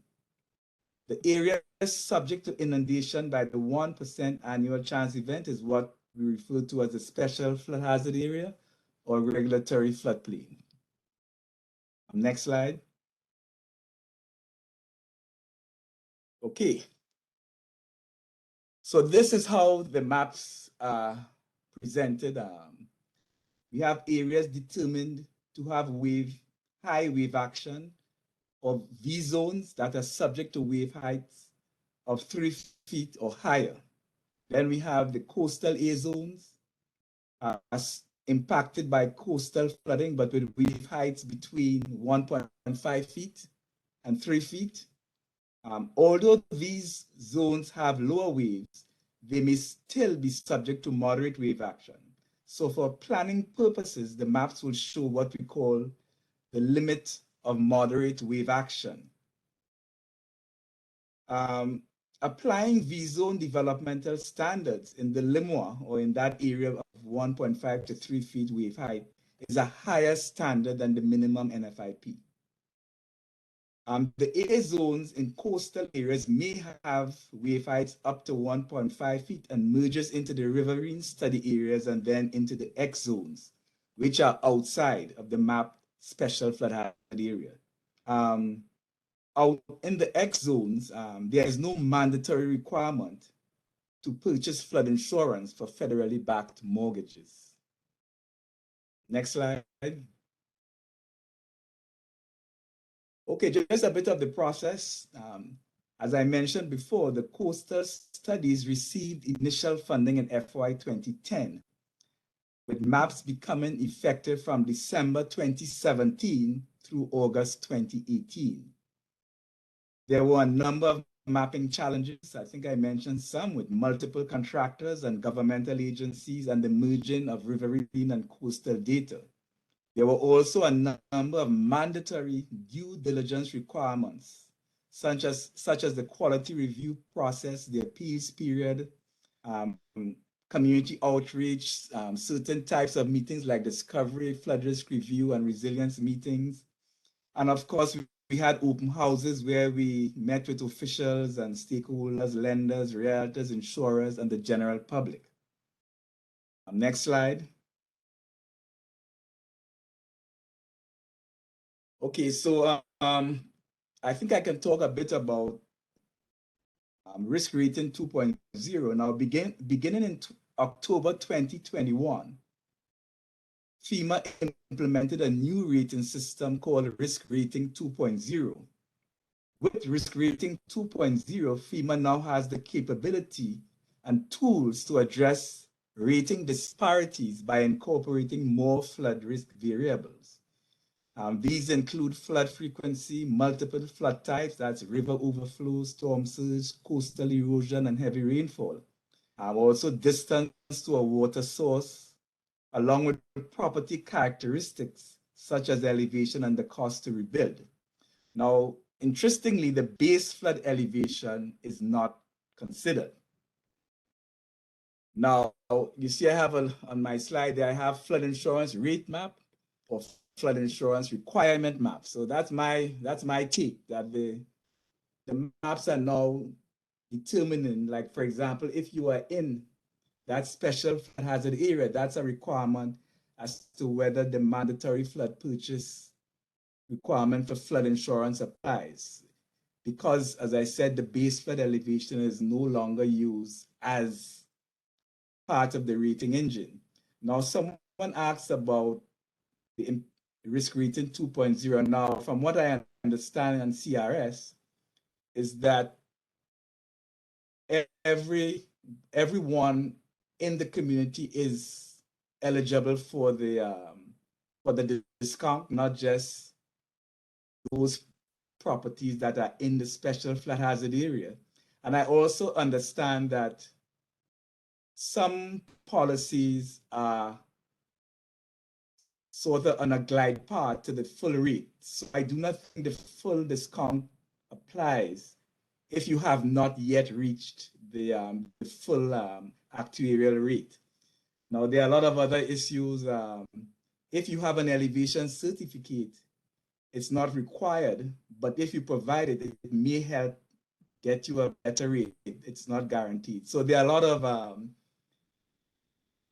little issues with the risk rating 2.0 that folks do not yet understand, because I still get a lot of requests for flood, for elevation certificates from homeowners, because the insurance companies are still asking for it, but it's no longer required. It's optional.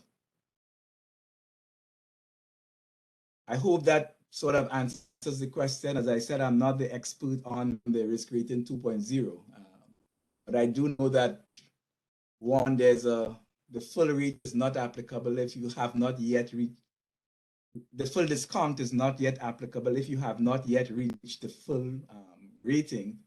And also I think the discount applies throughout and not just in the special flood hazard area. Next slide. As part of the study, there were a number of coastal flood risk products that were produced. And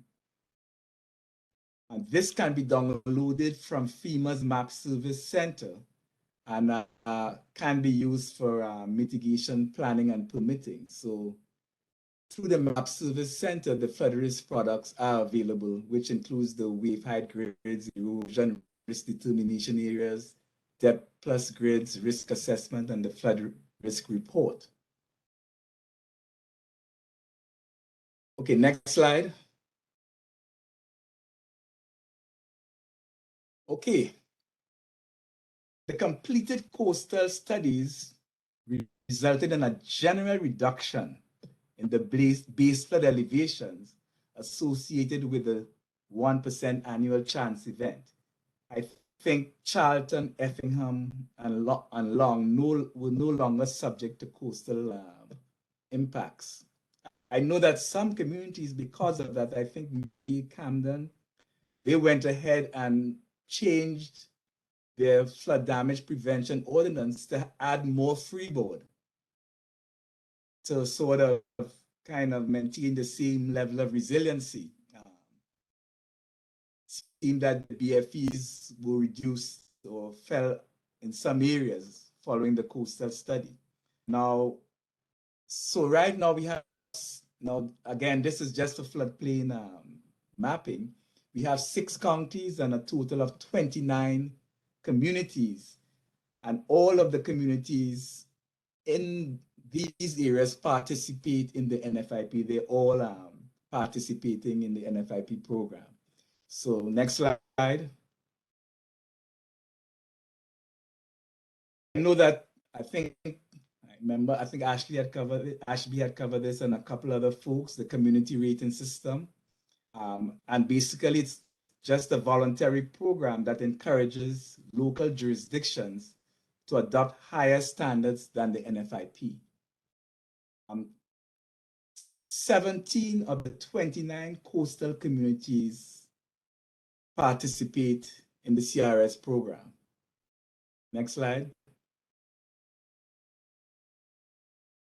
So these are the 17, and they have ratings. I think the best rating we have is a 5 in 4 communities, and they all receive premium discounts of 25%. Next slide.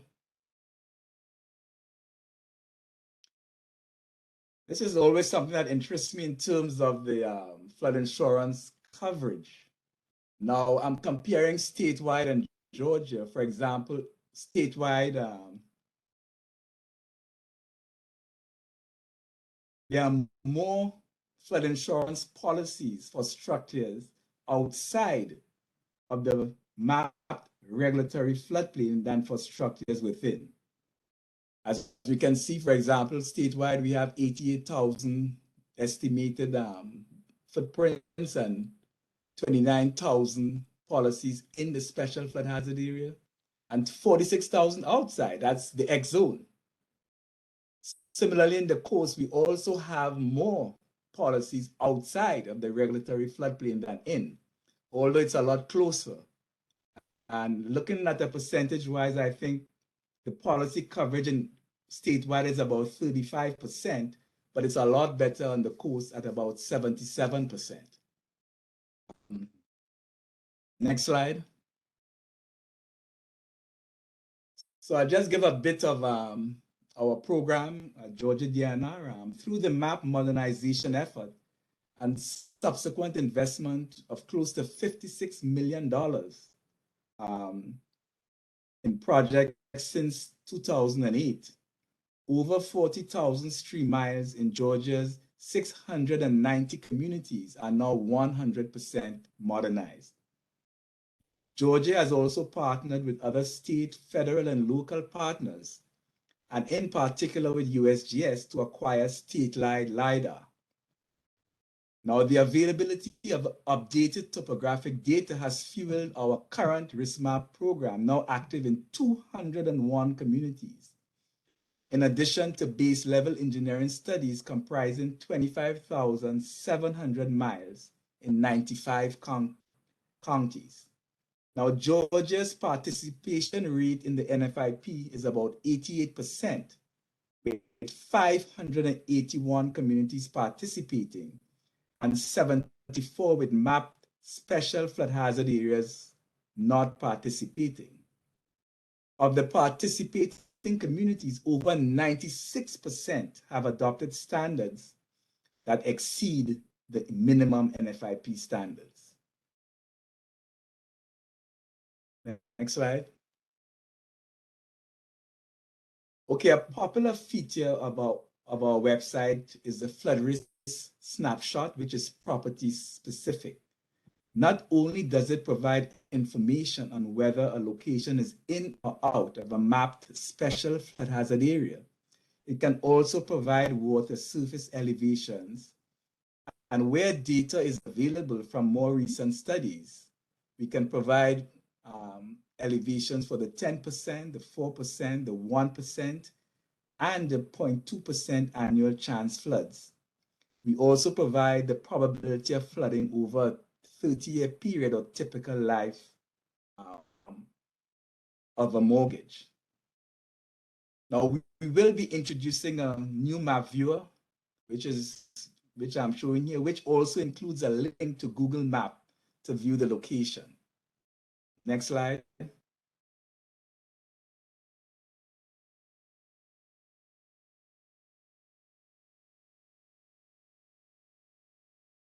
So how do we promote widespread use of the available data to facilitate zoning, permitting, and mitigation decisions, thereby leading to more resilient communities?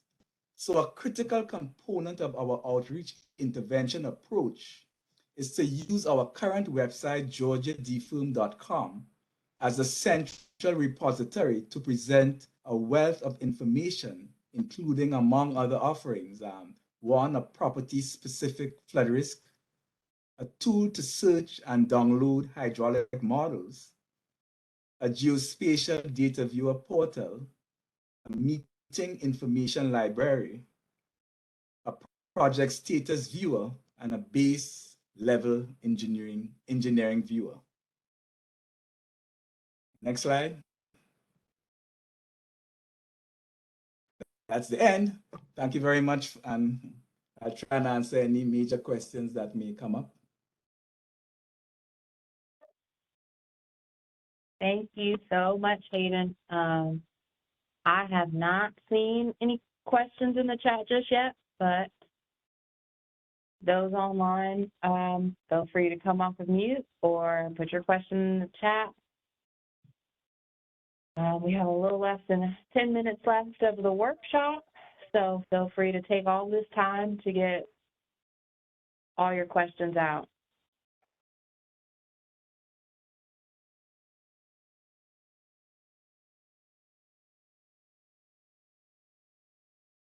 I know a few of us asked if the information was going to be made available after this. I will find a way to roll these up and email them to you guys directly. And then I'll also provide an access link to the information online.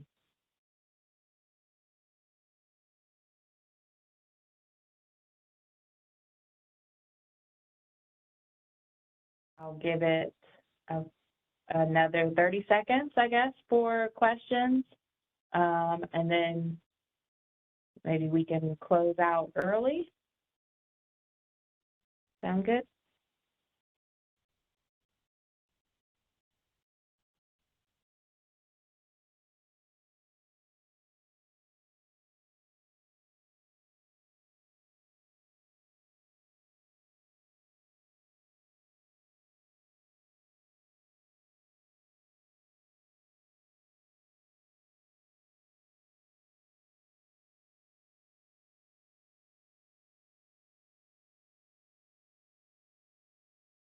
All right, well, I didn't see anything come through the chat.